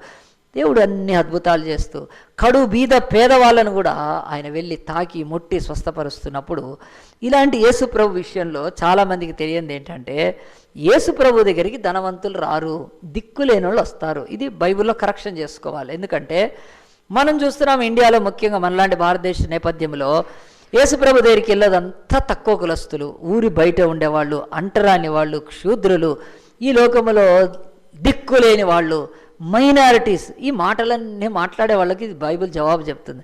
యేసు ఫస్ట్ టైం ఆయన భూమి మీద వచ్చినప్పుడు కూడా వాళ్ళేనండి ఎక్కువ వెళ్ళారు, ఖచ్చితంగా వెళ్ళారు. బీదలు, పేదలు, అంగవిహీనులు, ఆ యొక్క రోగులు, నిర్భాగ్యులు, దౌర్భాగ్యులు వెళ్ళారు, కరెక్టే. కానీ అది మాత్రం కంప్లీట్ కాదు. యేసు ప్రభు దగ్గరికి ధనవంతులు వచ్చారు, తెలుసా అండి. ఇక్కడ బైబిల్ అదే చెప్తుంది. జక్కయ్య ఒక సుంకం అంటే ట్యాక్స్, సుంకము కలెక్ట్ చేసేవాడు కాదు ఆయన, సుంకము కలెక్ట్ చేసేవాళ్ళ కాంట్రాక్టర్, ఆయన గుత్తేదారుడు అతను. దేవుడు అన్నాడు ఎంత ధనవంతుడండి. సో ఆయన యేసుప్రభు ఎరుకోకు వచ్చాడని చెప్పి యేసును చూడాలని చెప్పి వస్తున్నాడంటే బైబిల్ మనకు నేర్పిస్తుంది. ఈరోజు ఎవడైనా సరే యేసుప్రభు అంటే దిక్కుమాలిన వాళ్ళ, తక్కువ కులస్తుల దేవుడు అనుకోవడం అది మానుకోవాలి. దేవుడు చెప్తున్నాడు ధనవంతులు అపర కుబేరులు యేసుప్రభు పాదాల దగ్గరకు వచ్చారు. ఆనాడే వచ్చారు, ఈనాడు కాదు. కనుక ఈరోజు రాలేకపోతే వాడు ధనంతో మరి వాడు విర్రవీగుతున్నాడు కనుక అది వాడికి ప్రాబ్లం, కానీ దేవుడికి ఏం ప్రాబ్లం లేదు. ఎవరు వచ్చినా దేవుడు అటెండ్ అవుతాడు. కనుక ఈ యొక్క దేవుడు చూడండి ఆ యొక్క జక్కయ్య విషయంలో మనకి ఏం రాస్తున్నాడో, ఇదిగో సుంకపు గుత్తదారుడు ధనవంతుడైన జక్కయ్య అనే పేరు గల ఒకడు యేసు ఎవరో అని చూడగోరను, కానీ పొట్టివాడైనందున జనులు గుంపుగూడంట వలన చూడలేకపోయాను. యేసును ఎందుకు చూడాలనుకున్నాడు? ఇతనికి ధనం ఉంది, ఇతడు గుత్తేదారుడు, ఇతడు చాలా ఫ్లరిష్ అయి ఉన్నాడు, చాలా సుఖభోగాలు అనుభవించగలిగినంత సఫిషియన్సీ అతనిలో అంతా కూడా ఉన్నప్పటికీ అయినా యేసుని ఎందుకు చూడగోరాలనుకున్నాడంటే బైబిల్ ఇక్కడ ఒకటి స్పష్టంగా చెప్తుందండి. ఈరోజు ఎంత ధనం ఉన్నా లోకంలో, ఈ లోకంలో ఎంత ఆస్తులున్నా, ఎంత సుఖభోగాలు అనుభవించగలిగినంత సిరి సంపదలు ఉన్నా, మనిషికి తెలివి ఉన్నా, జ్ఞానం ఉన్నా, ఆరోగ్యం ఉన్నా, అన్నీ ఉన్నా, మనిషి బతుకులో ఒకటి ఉండదు తెలుసా అండి. అదేంటంటే దేవుడు పెట్టాడు ఈ యొక్క జక్కయ్య జీవితంలో లాగానే ఆత్మదాహం తీరదు. స్పిరిచువల్ థర్స్టీ ఉంటుంది మనిషికి. ప్రతి మనిషికి ఇన్బోర్న్, లేకపోతే లోపల దేవుడు సృష్టించినప్పుడే ఆత్మను పెట్టాడు కనుక, ఆత్మతో సృష్టింపబడ్డాం కనుక మనందరిలో ఆత్మ దాహం ఉంటుందండి, ఖచ్చితంగా దాహం ఉంటుంది. కనుక ఆత్మ దాహం లేదన్నవాడు ఎవడు లేడు. ఆ దాహాన్ని ధనము తీర్చలేదు, సుఖాలు, శాంతులు, ఈ లోక సంబంధమైన భోగాలు, లోక సంబంధమైన కీర్తి పతాకాలు ఏది కూడా దాన్ని తీర్చలేవండి. ఎందుకనంటే బైబిల్ చెప్తుంది పిల్లలు పుట్టిన తర్వాత వాళ్ళు ఒక 5 ఏండ్లకు వాటర్ తాగుతారండి. అది అంతా తల్లులు ఉన్నారు కదా, ఉన్నారా తల్లులు? ఆ పెళ్ళైన వాళ్ళు లేదు, అందరినీ కాదు. కానీ చెప్పండి, మా పిల్లోడు దాహమే అస్సలు నీళ్ళు తాగడు అన్నట్టు చెప్పే తల్లి ఉందా అండి? చెప్పిందంటే ఓవర్ యాక్షన్ చేస్తుంది కదా. అసలు పిల్లలకు దప్పిక లేకుండా ఇంతవరకు ఎవరైనా పిల్లలు పుట్టారా? దప్పిక ఏంగానే అంటే లోపల వాళ్ళు ఏడుస్తారు, తల్లి ఏదో ఒకటి తాగిపిస్తారు. అక్కడి నుంచి ఈరోజు దప్పిక లేదని చెప్పడము ఒక శరీర నిర్మాణములో అది ఎంత అసమంజసమో, అలాగున ఈరోజు నాకు దేవుడొద్దు, నా ఆత్మకు శాంతి ఉందని చెప్పగలిగిన మనిషి ఈరోజు పుట్టలేదండి. దేవుడు లేడని చెప్పి ఆ మైండ్లో ఆ యొక్క ఎథిస్ట్లో వదిలేసుకుంటున్నారు. వాళ్ళకు కూడా ఉంది సంథింగ్ వ్యానిటీ, ఒక శూన్యం లోపల ఉంటుంది. అది ఆత్మ దప్పిక అండి. అది ఏది తీర్చలేదు, ఏది తీర్చలేదు. నువ్వు 4 పెళ్ళిళ్ళు చేసుకొని చూడు కదా, ఇంకా అసలు దప్పిక స్టార్ట్ అవుతుంది, కోట్ల చుట్టూ తిరగాలి. ఈరోజు నువ్వు ఎంత డబ్బు సంపాదించండి ఏమీ లేదు. కనుక మనిషికి ఆత్మ దాహం అనేది దేవుడు ఇన్బోర్న్ పెట్టాడు. కనుక పిల్లలు ఎలాగున నీళ్ళు తాగుతారో, ఏడుస్తారో, అలాగనే మనిషి ఆత్మ దప్పిక కొరకే దేవుణ్ణి వెతుకుతూ పుణ్యక్షేత్రాలకు వెళ్తూ కదా, ఆ యొక్క దేవాలయాలకు వెళ్తూ దీక్షలు పూని ప్రపంచంలో మక్కా కానీ, యెరూషలేము కానీ, కన్య, కాశీ, కుమారి ఎక్కడెక్కడెక్కడెక్కడికో ఎందుకు తిరుగుతున్నారండి? ఒక దప్పిక తీరట్లేదు. దేవుడు అది చూపిస్తున్నాడు మాకు. ధనముని ఆత్మీయ దప్పికను తీర్చలేదు, అస్సలు తీర్చలేదు. కనుక తన అధికారం అతనికి తీర్చలేదు. ఏదో వ్యానిటీతో బతుకుతున్నాడు. నేను ఇంత బతికినా కానీ సమాజంలో నాకేమైనా విలువ ఉందా? వాడు ఆ జక్కయ్య అంటారు. జక్కయ్య అంటే వాడు యూదుడని బైబిల్లో ఉంది. యా అనే మాట వచ్చింది కనుక యెహోవా పేరు ఉంది అతనిలో. కనుక అతడు యూదుడే. కనుక యూదుడయ్యుండి బలి అర్పించలేకపోతున్నాడు, దేవుని ఆరాధించలేకపోతున్నాడు, దేవుని ప్రేమించలేకపోతున్నాడు, ఏమీ లేదు. సమాజంలో ఎంతో ఉన్నా కానీ అలాంటి ఆత్మ దప్పికతో దేవుడు ఏం చెప్తున్నాడంటే ఖచ్చితంగా అతనికి దప్పిక ఉంది. కనుకే యేసు ఎవరో చూడాలని కోరుకున్నాడండి. ఆలోచించండి. అందు గురించి మత్తయి సువార్త 5వ అధ్యాయంలో దేవుడు ఒక మాట చెప్తున్నాడండి కదా. ఆ యొక్క యాటిట్యూడ్స్, ధన్యతల గురించి చెప్పినప్పుడు దేవుడు ఈ ధన్యతలు ప్రారంభించినప్పుడు ఎందుకు ఇది ప్రారంభించాడండి ఆయన చెప్పడానికి మొదలుపెట్టినప్పుడు కదా ఏం పెట్టి చెప్పాడంటే మత్తయి సువార్త 5వ అధ్యాయంలో ఆయన జనసమూహం చూచి కొండ ఎక్కి కూర్చుండగా ఆయన శిష్యులు ఆయన వద్దకు వచ్చిరి. మాథ్యూ 5th చాప్టర్లో యాటిట్యూడ్స్ ఉన్నాయి కనుక దాంట్లో అప్పుడు ఆయన నోరు తెరిచి ఇలాగున బోధింపసాగాను. సీనాయి కొండ మీద దేవుడు ఆయన మోషేకి చేతితో ధర్మశాస్త్రాన్ని రాసిచ్చాడు. రిటర్న్ ఆ యొక్క కమాండ్మెంట్స్ ఉన్నాయి. యేసు ప్రభు భూమి మీదకి వచ్చి ఓరల్గా కమాండ్మెంట్ ఇచ్చాడు. అదే దేవుడు కూర్చొని చెప్తున్నాడు. అది బెటరా ఇది బెటరా అండి కదా. మనకు ఎవరైనా బుక్ రాసిస్తే బెటరా లేకుంటే ఎక్స్ప్లెయిన్ చేస్తే బెటరా? అంత ప్రేమ చూపించి వచ్చాడండి. ఇప్పుడు by his mouth he is speaking the commandments, he speaking the law. కనుక చూడండి, నోరు తెరిచి చెప్తున్నాడు, ఆత్మ విషయమై దీనులైన వారు ధన్యులో పరలోక రాజ్యమో వారిది. అంటే ఆత్మతోటే మొదలుపెట్టాడు. ఈ భూమి మీద ఆత్మ దప్పిక లేనివాడు ఎవ్వడు కూడా పరలోక రాజ్యాన్ని సంతరించుకోలేడని చెప్పి, ఈ యొక్క జక్కయ్య బ్రతుకులో కూడా ఆత్మ దప్పికతో యేసు ఎవరో చూడాలనుకున్నాడు. యేసు గురించి కొంతకాలం విన్నాడు. యేసు ఇక్కడికి వస్తాడని తెలుసుకున్నాడు. ఇక ఆలస్యం చేయక, తడువు చేయక అతను యేసు దగ్గరికి రావడానికి ఇష్టపడ్డప్పుడు బైబిల్ ఇక్కడ మనకు చెప్తుంది ఏమిటంటే, అతడు యేసుప్రభుని చూడాలనుకున్నప్పుడు అతడు పొట్టివాడైనందున జనులు గుంపుగా ఉండటం వలన చూడలేకపోయాను. యేసు వస్తాడని తెలుసు, కానీ తనకి వెళ్ళాలని ఉంది, చూడాలని ఉంది. కానీ పొట్టివాడైనందుకు ఇప్పుడు యేసుప్రభుని చూడలేకపోతున్నప్పుడు ఈ పొట్టివాడుగా ఉన్న ఈ యొక్క జక్కయ్య దాన్ని అధిగమించాడా లేదా? బైబిల్ అది చెప్తుంది కదా. అప్పుడు దేవుని వైపు చూసి, దేవా నన్ను ఎందుకు పొట్టివాడిగా పుట్టించావు అని, కనుక నువ్వంటే నాకు మరి విరోధమే, నిన్ను ప్రేమించలేను. అందరూ పొడుగున్నారు తాడి చెట్లలాగా, నేను చూస్తేనేమో ఇలాగున గిలకలాగా ఉన్నాను. నువ్వు దేవుడు అయితే నా అందరినీ సమానంగా పెట్టాలి కదా. దేవుడు అంటున్నాడు, నీకెందుకురా నాయన సృష్టి, అది నా బాధ నాది కదా, పొడుగుంటే కదా పొట్టుకుంటే. కనుక అలాగున ఒక మనిషి తన జీవితంలో దేవుడి దగ్గరికి వెళ్ళటానికి అప్పుడు కనిపించే ఆటంకాన్ని తీసుకొని ఏం చేస్తున్నానంటే దాన్ని సాకుగా చెప్పి దేవుడి దగ్గరికి వెళ్ళట్లేదండి. ఇది మనం నేర్చుకోవాలి, మార్చుకోవాలి. నేను ఈ పులిపేట మీద నుంచి 100 సార్లు పైన చెప్పుంటాను. ఈరోజు దేవుడి దగ్గరికి వెళ్ళటానికి అతి బిగ్గర్ అంటే అతి పెద్ద ఆటంకం ఏంటో తెలుసా అని, వాటర్ డిపార్ట్మెంట్ వల్ల వాటర్ చర్చికి ఎందుకు రాలేదంటే ఈరోజు నీళ్ళు వస్తాయి. ఆహా, మా ఇంట్లో నీళ్ళు రావు, మేము ఏమన్నా నీళ్ళు చూడలేదు ఇంకా కదా. అదేంటండి దిక్కుమాలిన, సింపుల్ అండి. ఈరోజు చర్చికి ఎందుకు వెళ్ళలేకపోతే బంధువులు వచ్చారు కదా, బంధువులా రాబంధులా కదా, ఈ ఎన్ని సాకులు అండి కదా. ఈ చర్చికి దేవుని దగ్గరికి వెళ్ళటానికి మనిషికి కులం అడ్డు వస్తుంది, మతం అడ్డు వస్తుంది, జాతి అడ్డు వస్తుంది, అహం అడ్డు వస్తుంది కదా, జ్ఞానం అడ్డు వస్తుంది.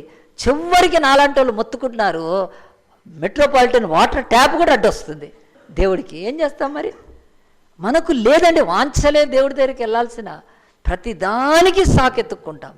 ఇంత ధనవంతుడు ఇంత అయి ఉన్నా కానీ తను దేవుడు పొట్టిగా చేశాడు కనుక నాకు దేవుడు వద్దు పో అని చెప్పి దేవుడి దగ్గరికి వెళ్ళటానికి మనం నిరాకరిస్తే దేవుడికి ఏమీ పోదు, కానీ మన బతుకుల్లో నాశనం అయిపోతాం. ఎందుకంటే మన దప్పిక తీరదు, మన ఆశ తీరదు, మన యొక్క వాంఛ తీరదు. మన బ్రతుకులో ఉన్న తపన, ఆరాటం అనేది అది ఆగని అగ్నిగా లోపల మండుతూ ఉంటుంది. ఆ వాంఛ తీర్చుకోవాలంటే నీ జీవితంలో భర్త, చాలామంది చర్చికి ఎందుకు రాలంటే మా ఆయన ఇంట్లో ఉన్నాడంటే, మన ఇంట్లో ఉన్నాడు కదా, నువ్వు ఆయన రావచ్చుగా, ఆయన తీసుకొని రావచ్చుగా. లేదు ఈరోజు మా ఆయన ఇంట్లో ఉన్నాడంటే నేను రాలేనంటే కదా, ఆయన ఉతుకుతున్నప్పుడు అప్పుడు వస్తారు కదా, కొడితే వస్తారు కదా. ఆలోచించండి, ఇవన్నీ తప్పు మాటలు అండి కదా. పిల్లలు ఉన్నారు, అవన్నీ దేవుడు ఇష్టపడాడు. ఆయన చక్కగా ఒకటి పని చేశాడు, నేను పొట్టివాడిని అయితే ఏముంది కానీ దేవుడి దగ్గరికి వెళ్తాను, ఆయన చూడాలని చెప్పి యేసుక్రీస్తులో ఆ యొక్క కృప దొరుకుతుందని వాంఛించి, ఆశించి, తప్పించి పరిగెత్తి ఏం చేశాడంటే బైబిల్ చెప్తుంది ఒక చెట్టు ఎక్కాడని బైబిల్ చెప్తుంది. ఇక్కడ యేసు ప్రభు దగ్గరికి వెళ్ళటానికి ముందు ఆయన యేసు దగ్గరికి ఎందుకు రావాలని ఆశపడ్డాడండి? ఈ ప్రశ్న కూడా వేసుకోవాలి బైబిల్లో. అక్కడ అన్ని బైబిల్లో ఉండవు, కానీ దేవుడు ఆత్మ ద్వారానే మనము ధ్యానిస్తే బయలుపరుస్తాడు. యేసు ప్రభువుని చూడాలని, తన ఆత్మ దాహము దప్పిక తీరాలని, యేసు కొరకు అతడు ఆశపడ్డం, ఆరాటపడ్డం. యేసు ఆ యొక్క ఇరుకోకు వచ్చేంత వరకు అంతకుముందు ఆయన వెళ్ళలేదా అంటే, ఆయన యేసు దగ్గరికి వెళ్ళటానికి ఒక కారణం పర్ఫెక్ట్గా బైబిల్ చెప్తుంది. ఎందుకో తెలుసా అండి? యేసు దగ్గరికి వెళ్ళటానికి అతని యేసు గురించి మొదట విన్నాడు. యేసు యొక్క మహిమను, ఆయన యొక్క శక్తిని, ఆయన ప్రభావాన్ని, ఆయనకు దయ్యాల మీద, రోగాల మీద ఉన్న అధికారాన్ని, ఆయన కరుణ వాత్సల్యతలను, ఆయన ప్రేమ కలిగిన పలుకులను, ఆయన యొక్క తగ్గింపును, ఆయన యొక్క త్యాగాన్ని అన్నీ విన్నాడు. ఈయన నాకు ఖచ్చితంగా నాకు మేలు చేయగలుగుతాడు. ఎందుకంటే అప్పటికి ధనవంతుడయ్యండి. జక్కయ్యకి ఎరికోతో పాటు, యెరూషలేముతో పాటు దగ్గర దగ్గర ప్రాంతాల్లో శాస్త్రులు ఉన్నారు, పరిసయ్యులు ఉన్నారు, మతనాయకులు ఉన్నారు. ఆ మతనాయకులు ఎట్లా బతుకుతున్నారంటే వాళ్ళు గొర్రె చర్మం కప్పుకున్న తోడేళ్లలాగా బతుకుతున్నారు. కనుక ఈ యొక్క జక్కయ్య ఇంత ధనముండి కూడా అతడు ఎందుకు దేవాలయానికి, చర్చిలకు ఆనాడు వెళ్ళలేకపోయారంటే చర్చు దొంగల వశం అయిపోయింది ఆనాడు. ఈరోజు కూడా, ఈరోజు ఎంతోమంది ఎందుకు చర్చికి వెళ్ళలేకపోతున్నారు అంటే పాస్టర్లు కదా. చాలామంది అంటారు ఆ చర్చికి పోయిన ఆ పాస్టర్ వాడు నాకంటే వరస్ట్ వాడు, నేను పోయి ఆయన దగ్గర వాక్యం ఏం నేర్చుకుంటాను, అతడు చెయ్యెత్తి ప్రార్థన చేస్తే నేను ఎలాగైనా తల వంచుతాను, అతడు బల్ల ఇస్తే ఎట్లా తీసుకుంటానని కొన్ని వందల మందిలో చర్చ్ మాలేస్తున్నారండి. నా కళ్ళతో నేను వాళ్ళ నోటితో విన్నాను, మాట్లాడాను. మా పాస్టర్ మంచోడు కాదు. పాపం అలాగున్న మనుష్యులు ఈరోజు ఎరికోలో ఉన్న ఈ యొక్క జక్కయ్యకు ఒక్కడు సరైన శాస్త్రి పరిసైడ్ దొరకలేదండి ఆనాడు. కనుక యేసు దగ్గరికి వచ్చాడు. యేసు కూడా అందు గురించి అంత సేవ చేశాడు అన్నాడు. ఈరోజు కూడా మరి చెప్తున్నాను, ఎంతోమంది పాస్టర్లు స్వార్థంతో బతకడము, తిండి కొరకు బతకడము, మనుషుల్ని చర్చ్ వాళ్ళను మోసం చేయడం, ఒక ప్రార్థన నేర్పించారండి వాళ్ళకు. అలాంటి స్థితిలో ఉన్న అనేక సేవకులను బట్టి పాపము ఆ దప్పిక తీరక సత్య సేవకులను ఎతుకుతూ ఉంటారండి. అలాగుని ఎతుకుతుంటేనే యేసుక్రీస్తు ఇతనికి తెలిసాడు. మీరు అనుకోవద్దు జక్కయ్య అంతకుముందు చర్చికి వెళ్ళకపోయి ఉంటాడని కాదు. తప్పకుండా యూదుడు గానికి వెళ్ళే ఉంటాడు దేవాలయానికి. కానీ ఆనాడు దేవాలయము దొంగల గుహలాగా మార్చేసి అంతా కమర్షియల్ కనుక ప్రతిదానికి కూడా డబ్బుతో ముడిపెట్టి స్వార్థపూరితమైన రాజకీయాలతో చర్చులను అల్లకల్లోలం చేస్తున్న సమయంలో జక్కయ్య తన ధనాన్ని తీసుకుపోయి వీళ్ళకిస్తే ఏమొస్తుందని కాముగున్నాడు. కానీ తన ఆత్మ వాంఛ కొరకు వెతుకుతూ ఉన్నప్పుడే యేసుక్రీస్తు ఈరోజు కూడా నీకైనా నాకైనా దేవుడు ఎప్పుడు సత్యబోధకులను పెడతాడండి. అలాంటి చర్చలు ఎత్తుక్కోవాలి. మనం జక్కయ్య ఎత్తుక్కున్నట్టు వెతుక్కొని వెళ్తే మాత్రం ఖచ్చితంగా యేసుక్రీస్తు దొరుకుతాడు మనకు ఆ సంఘాలలో. అలాంటి మంచి సమయాల్లో అతడు చూడండి, ఆ తర్వాత వచ్చిన 19వ అధ్యాయంలో 4వ వచనం, అప్పుడు యేసు ఆ త్రోవను రానయ్యుండని గనుక అతడు ముందుగా పరిగెత్తి యేసును చూడాలనుకోవడమే కాదు, తన పొట్టితనాన్ని అతను మరి ఆ యొక్క ఎంచకుండగా దాన్ని పక్కన పెట్టడమే కాదు, అతడు యేసు ఏ త్రోవను వస్తున్నాడో కూడా ఎరిగినవాడే, తెలుసుకున్నవాడే ఏం చేశాడంటే పరిగెత్తి అతను ఒక మేడి చెట్టు ఎక్కాడు అని చెప్తుంది. ఈ పరిగెత్తి అనే మాట రౌండ్ చేస్తే బైబిల్ చెప్తుంది మన బతుకుల్లో దేని కొరకు పరిగెత్తాం. ఇంతవరకు జక్కయ్య దేని కొరకు పరిగెత్తాడంటే ధనం కొరకు పరిగెత్తాడు. ఈ లోకములో కదా ఆ యొక్క సిరి సంపదల కొరకు, పేరు కొరకు, ప్రఖ్యాతి కొరకు, ఈ లోకములో అన్నిటి కొరకు పరిగెత్తిన దినాలు ఒక రోజు ఉన్నాయి. యేసు వస్తున్నాడు, ఆయన ఇంకా చూడటం అవశ్యము కాదు, నేను పొట్టివాడిని, యేసు దాటి వెళ్ళిపోతే నా బ్రతుకు శూన్యమైపోద్దని చెప్పి ఇంకొకసారి పరిగెత్తుతున్నాడండి. పరిగెత్తాడండి. బైబిల్ చెప్తుంది పెద్ద వ్యక్తి అతను ఆ వయస్సులో పరిగెత్తాడంటే మన బతుకుల్లో 2016 అంతా దేనికి పరిగెత్తామండి ఆలోచన చేసుకోవాలి కదా. మనుషులు పరిగెత్తుతూ ఉన్నారు కదా. కొంతసేపు పరిగెత్తుదామన్నా వీలు పడదు. ఎందుకంటే ఏటీఎం దగ్గర పరిగెత్తేది ఉండదు, నిలబడాలంతే. దండం పెట్టుకొని ఏటీఎం కదా. చాలామంది ఏటీఎంల దగ్గర లేరా అండి? ఏటీఎంల దగ్గర ఎంతసేపు పరిగెత్తారు.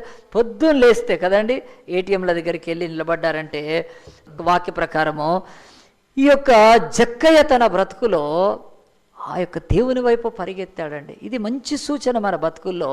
దేవుడు అడుగుతున్నాడు, జక్కయ్య తన వయసును పక్కన పెట్టాడు, పరిగెత్తున్నాడండి. ఆ వయసులో చిన్నపిల్లడు పరిగెత్తినట్టు దేవుడు కూడా ఈరోజు వరకు ఎవరికి ఆయన చేరువవుతాడంటే ఆయన యొద్దకు పరిగెత్తాలని. ధనం కొరకు, ఈ లోకంలో మరి అనేకమైన ఇచ్చల వాంఛల కొరకు, అధికారాల కొరకు, తుచ్చమైన వాటి కొరకు మనుషులు పరిగెత్తుతూ ఉంటే దేవుడు అలాగుని చూస్తున్నాడండి. దేవుడే ఇంతకాలం పరిగెత్తిన పరుగు ఒక ఎత్తు అయితే జక్కయ్య జీవితంలో ఈరోజు ఆయన పరిగెత్తే పరుగు అది చాలా గొప్పది. కనుక దేవుడి యొక్క సన్నిధిలో పరిగెత్తాడు. పరిగెత్తినాక ఆయనకి ఏం కనిపించింది? అక్కడ ఒక మేడి చెట్టు కనిపించింది. మేడి చెట్టు ఎక్కేశాడండి. చక్కగా మేడి చెట్టు ఎక్కేశాడు. బైబిల్ చెప్తుంది మరి అంతవరకు తను చేయగలిగింది చేశాడండి. ఇంక అంతకంటే ఏమీ చేయలేడు ఆయన.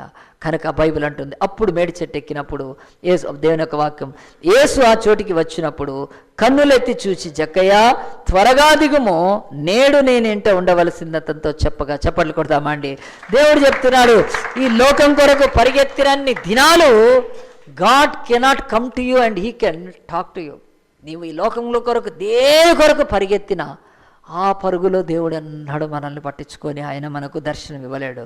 ఏనాడైతే ఈ లోకం ఏమీ నాకు ఇవ్వలేదు, ఈ లోకంలో ఎంత సిరి సంపదలు, ధన సంపదలున్నా, పేరు ప్రఖ్యాతలున్నా, ఎంత ఆస్తులు సంపదలున్నా అవి ఏమీ అవసరం లేదు నాయన. మతం ఉన్నా, మత ధర్మశాస్త్రాలున్నా, దేవాలయాలున్నా, కానీ ఒక మనిషి లేచి యేసు దగ్గరికి వెళ్ళటానికి ఇష్టపడితేనే దేవుడు అంటాడు నేను చెట్టు దగ్గరకు వచ్చి. ఎవరు చెప్పారండి? అన్ని చెట్లు ఉన్నాయి, అంతమంది జనసందోహం ఉంది, ఫలానా చెట్టులో ఫలానా వ్యక్తి ఉన్నాడని ఎవరైనా చెప్పాలా? దేవుడికి అవసరం లేదండి. దేవుడు అంటాడు నీ తల వెంట్రుకలు నేను లెక్క పెట్టాను అన్నాడు. మీరు పొండి ఇక్కడ ఏదైనా ఒక బ్యూటీ పార్లర్కి పోయి నా తల వెంట్రుకలు లెక్క పెట్టండి అనండి, వాళ్ళు అంటారు మెంటల్ జాబ్ అంటారు. ఏదో తల కంటే ఏదైనా పూస్తారు కానీ నా తల వెంట్రుకలు కౌంట్ చేసి బ్యూటీ పార్లర్ చూపించండి, నాకు నన్ను తీసుకెళ్ళండి, నేను వస్తా. ఎవడు లెక్క పెడతాడండి? ఎవడు లెక్క పెట్టాడు మా తల వెంట్రుకలు కదా. అంటే దేవుడు అంటే నీ తల వెంట్రుకలు నేను లెక్క పెట్టి ఉన్నాను బిడ్డ, నేను నాకు తెలియకుండా ఒక్క వెంట్రుక రాలదని చెప్తా. అంతగా మనల్ని ఎరిగిన దేవుడు. తల్లి గర్భంలో పిండాకృతి కాకమునుపు ఆయన కన్నులు చూస్తాయండి. మనం పుట్టినాక చూస్తాం, కానీ ఆయన సృష్టి ఆరంభంలోనే చూస్తాడు. అలాంటి దేవుడు అంటున్నాడు, ఏ చెట్టు కింద ఎవడున్నాడు, ఏ చెట్టు మీద ఎవడున్నాడో తెలియదు ఆయనకు. కానీ ఆయన అన్ని చెట్లను చూడలేదు. చూడండి, జక్కయ్య ఉన్న చెట్టే చూశాడంటే జక్కయ్య దేవుణ్ణి వెతుకుతున్నాడు గనక. అదే ఈరోజు రెండో వాక్యం ఇర్మియా గ్రంథం తీయండి, 29వ అధ్యాయంలో దేవుడు చెప్తున్నాడు. మొదటిది మీకు నేను జకర్యా 1:3 చూపించాను, నా తట్టు తిరిగితే నేను నీ తట్టు తిరుగుతాను, 100% ఇది. రెండోది ఇర్మియా గ్రంథంలో 29వ అధ్యాయంలో బైబిల్ చెప్తుంది. దేవుడి యొక్క వాక్యం నేను చదువుతాను. 29:13 వచనంలో అంటాడు, మీరు నన్ను వెతికిన ఎడల, పేజ్ నంబర్ 652 అండి, పాత నిబంధనలో 652. ఇర్మియా అనే మహా కన్నీటి విజ్ఞాపన విలాప ఆత్మతో నింపబడ్డ ఇర్మియా రాసిన యొక్క ప్రవచన గ్రంథములో 29వ అధ్యాయము 13వ వచనం, మీరు నన్ను వెతికిన ఎడల, పూర్ణ మనసుతో నన్ను గురించి విచారణ చేసినని మీరు నన్ను కనుగొందురు, నన్ను నేను మీకు కనపరుచుకొందును. ఇది యెహోవా వాక్కు, అది తప్పని వాక్కు, మారని వాక్కు, మహిమగల వాక్కు. ఎంత గొప్ప దేవుడు అండి అంటున్నాడు. ఈరోజు ఎవరైనా నన్ను వెతుకుతున్నారా? నన్ను వెతికితే దొరకని వాడెవడు కూడా ఈ లోకంలో ఉన్నాడు. జక్కయ్య నన్ను వెతికాడు ఆ యొక్క ఎరికోలో, నేను వస్తున్నానని. మరి జక్కయ్యకు నేను కనపరుచుకోలేదా కదా? ఎక్కడంతా జనాలలో ఆ చెట్టు దగ్గర ఆగి, జక్కయ్య దిగు అని చెప్పి దించి ఇంటికి తీసుకెళ్ళి, మధ్యలో వాడీడు సన్నాయి నొక్కులు నొక్కుతున్నా కానీ, వీడు పనికి మాలినోడు, వీడు చెత్తగాడు, వీడు పొట్టోడు అన్నీ అని ఉంటారు వెనక నుంచి, వీడు చెడిపోయినాడు అన్నా కానీ యేసు మాత్రము తన్ను వెదికే వారిని ఖచ్చితంగా పట్టుకొని రక్షణ శృంగంలోకి తీసుకొస్తాడు. వెళ్ళాడు, ఇంటికి వెళ్ళాడు, అతడు మారుమనసు పొందాడు, అతనికి రక్షణ ఇచ్చాడు. ఇతడును అబ్రహాము కుమారుడే అని దేవుడు వాగ్దానం. నేను ఎందుకు ఈ మాటలు చెప్తున్నా అంటే, ఈరోజు కూడా బైబిల్ అంటుంది, నువ్వు నిజంగా దేవుని వెతుకుతున్నావా? ఏం వెతుకుతున్నావు? 2016 అంతా ఎవరిని వెతికావు నువ్వు? నేను దేవుడినే వెతికాను. అది ఆ మాట దేవుడు ఒప్పుకోడండి. మనుషులకు అనిపిస్తుంది, అది దేవుడు మాత్రమో ఒప్పుకోడు. కనుక నేను ఒక అబ్బాయి విషయం చెప్తాను. అతను నా దగ్గరకు వచ్చేవాడు కొన్నేళ్ల క్రితం. వస్తే చాలా సంతోషము.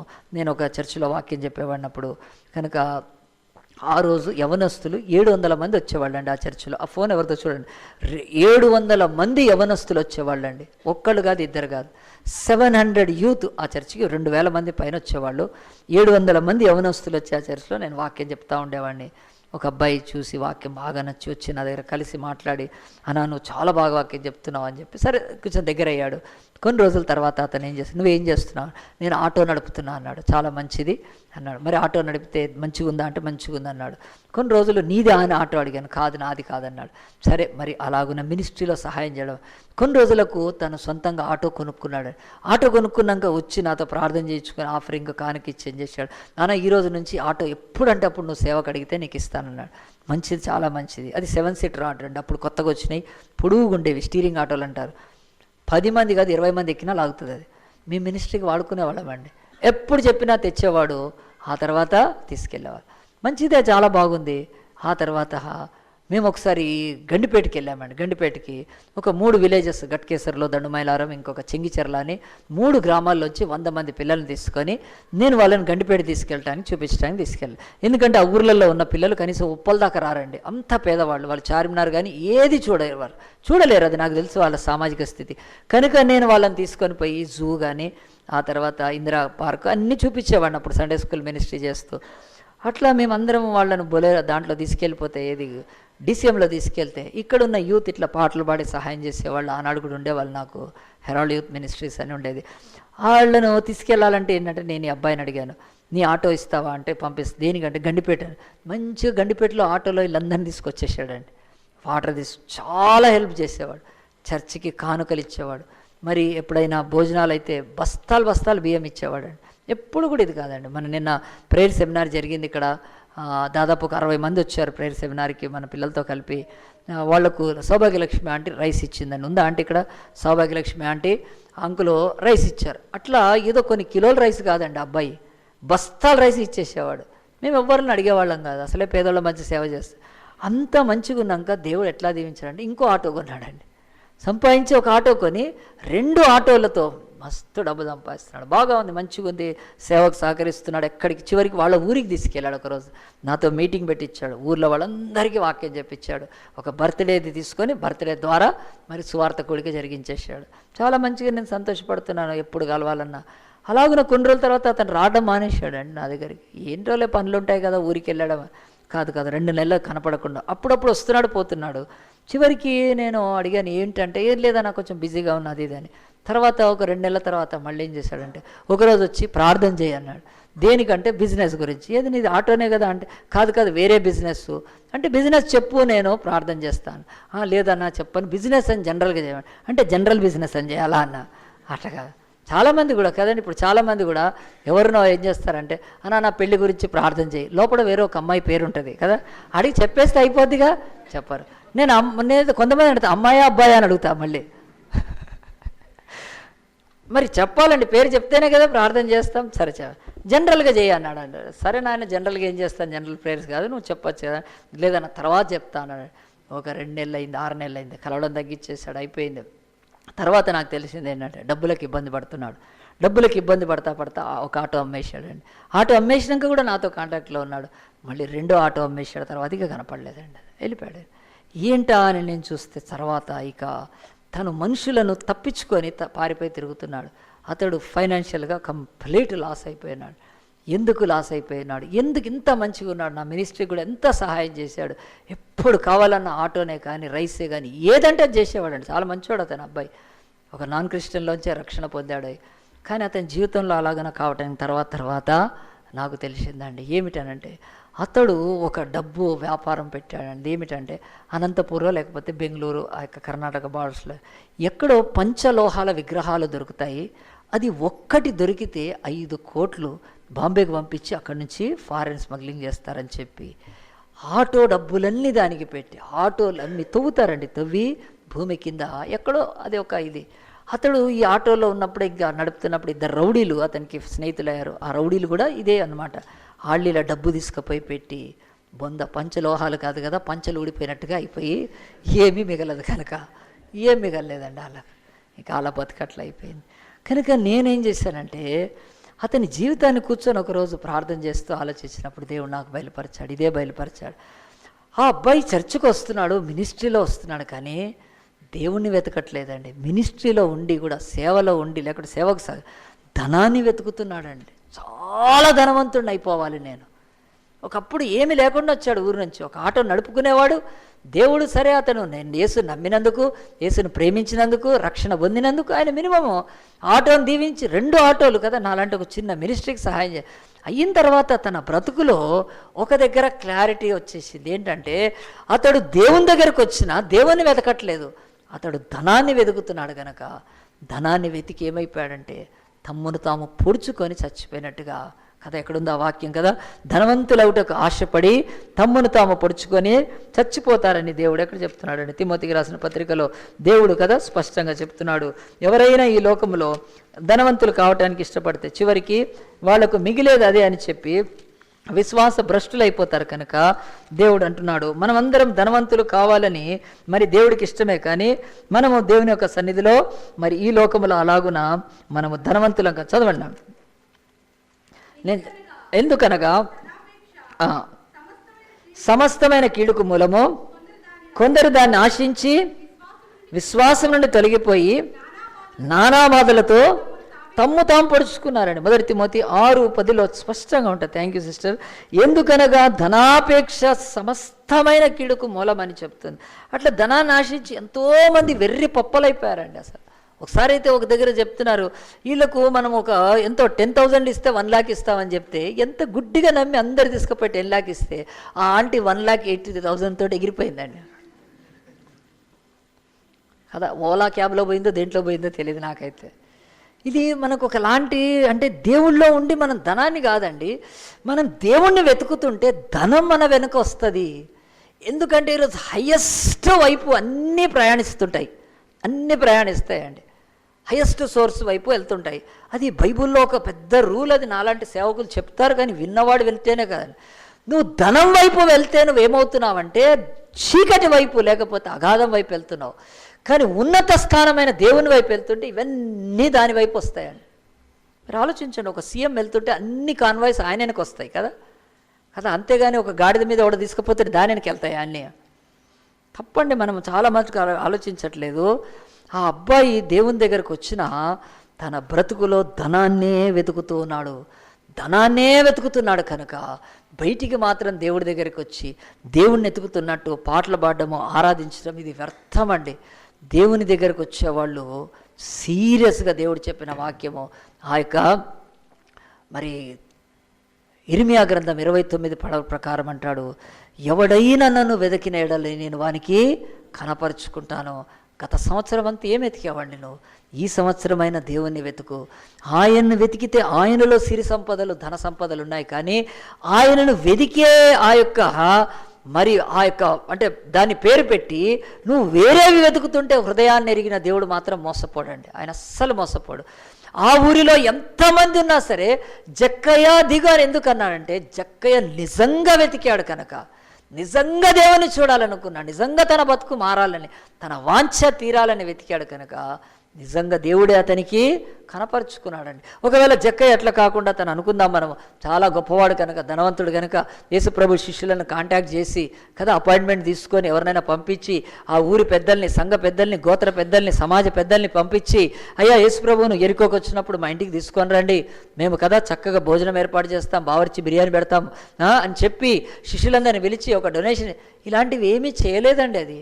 అదిగో అక్కడే తెలుస్తుంది దేవుణ్ణి వెతకడంలో నీ యొక్క మరి తప్పుడు మార్గము. జక్కయ్య ఒక ధనవంతుడంటే యేసును శిష్యుల్ని 70 మందిని పిలిచి ఒకరోజు భోజనం పెట్టగలిగేవాళ్ళు కదా. కానీ ఆ పని చేయలేదండి. దేవుణ్ణి వెతకడం అంటే అలాగున యుక్తితో, కుట్రలతో కాదు, మన ధన ఘనతలను పెంచుకుంటూ, మన ఆధిక్యతను లోకంలో చూపించుకుంటూ దేవుని యొక్క సన్నిధిలోకి ఆయన వెతకడం కాదు. చిన్న పిల్లోడి వలె ఏసిటి వస్తున్నాడు, నా బతుకులో ఇక టైం లేదు, పరిగెత్తి చెట్టెక్కి యేసు ప్రభువును హృదయపూర్వకంగా వెతికినందుకు యేసు అంటున్నాడు, ఇలాంటి వాళ్ళ కొరకే కదా నేను వచ్చిందని. వెంటనే ఉన్నాడు. నాకు తెలిసిన యవనస్తుడు వెళ్ళిపోయాడండి. ఎందుకు వెళ్ళిపోయాడంటే అతడు దేవుడి దగ్గరకు వచ్చి వేరేది వెతుకుతున్నాడు. ప్రియ దేవుని బిడ్డలారా, ఈ సంవత్సరమైన 2017లో నీ బ్రతుకు దీవెన ఆశీర్వాదంలోకి రావాలంటే దేవుడు అంటాడు, నువ్వెవరిని వెతుకుతున్నావు? నువ్వు దేవుని మందిరంకి వచ్చి ఏం వెతుకుతున్నావు? నువ్వు ఇంకా ఇక్కడికి వచ్చి సంబంధాలు వెతుకుతున్నావా? వెతుకు, తప్పులేదు, పాస్టర్కి చెప్పు. కానీ దాని కొరకే దేవుడి దగ్గరికి కాదు, చర్చికి వచ్చి కదా అబ్బాయిలు అమ్మాయిలను ఇష్టపడి ఒకవేళ ప్రేమని వెతికితే అది కూడా దేవుడికి తెలిసిపోద్ది. ఇంకా చర్చికి వచ్చి నానా పనులతో కొంతమంది చర్చికి వచ్చి నేను ఎట్లా ఈ చర్చిలో సంఘ పెద్దను కావాలని చెప్పి అనేక మంది చర్చిల్లోకి పదవులను వెతుకుతూ పోతున్నారు. ఎంతోమంది చర్చిలోకి వచ్చి వ్యాపారాలను వెతుకుతున్నారు. చర్చిలో చాలా పెద్ద కమ్యూనిటీ ఉంటుంది కనుక మీరు బయట వాళ్ళు అంటే చాలా సంతోషపండి. నేను ఏ రియల్ ఎస్టేట్ వాళ్ళు ఎవరిని కలిసినా మీరు పాస్టర్ అంటే సార్ మీ చర్చిలో చాలామంది ఉంటారు, ఇవి ఇవ్వండి అని చెప్తారు. నేను నవ్వి ఊరుకుంటాను అంతే. ఎందుకనంటే ఇది వ్యాపార స్థలం కాదు. కానీ ఇక్కడికి వచ్చి అలాంటివి వెతికితే దేవుడు అంటున్నాడు, ఇక్కడి నుంచి నువ్వు వెళ్ళిపోతావు, బహు నిరాశ స్థలంలోకి వెళ్ళిపోయి, ఎంతో నిరాశ నిస్పృహలో కొట్టుమిట్టాడుతున్న వాళ్లకు యేసుప్రభు సన్నిధి ఆశాభరితమైందైతే ఇక్కడికే వచ్చి ఆయనను వెతకకుండా మనం పనికి మాలిన వెతికితే నిజంగా ఎక్కడికి వెళ్తామండి? ఎంత బాధకరం కదా. 2 సంగతులు చూపించాను. ఇష్మాయేలు దేవుని తట్టు తిరిగినప్పుడు దేవుడు ఆడి తట్టు తిరిగి ఊటను చూపించి బతికించాడు. జక్కయ్య దేవుణ్ణి వెతికినందుకు ఆయనకు దొరికాడండి. దేవుడు కూడా అతనికి కనపరుచుకున్నాడు. మనం బైబిల్లో ఆఖరి 2 మాటలు తీసి ప్రార్థన చేసుకుందాం. నాతో పాటు లూకా సువార్త 23వ అధ్యాయం తీయండి.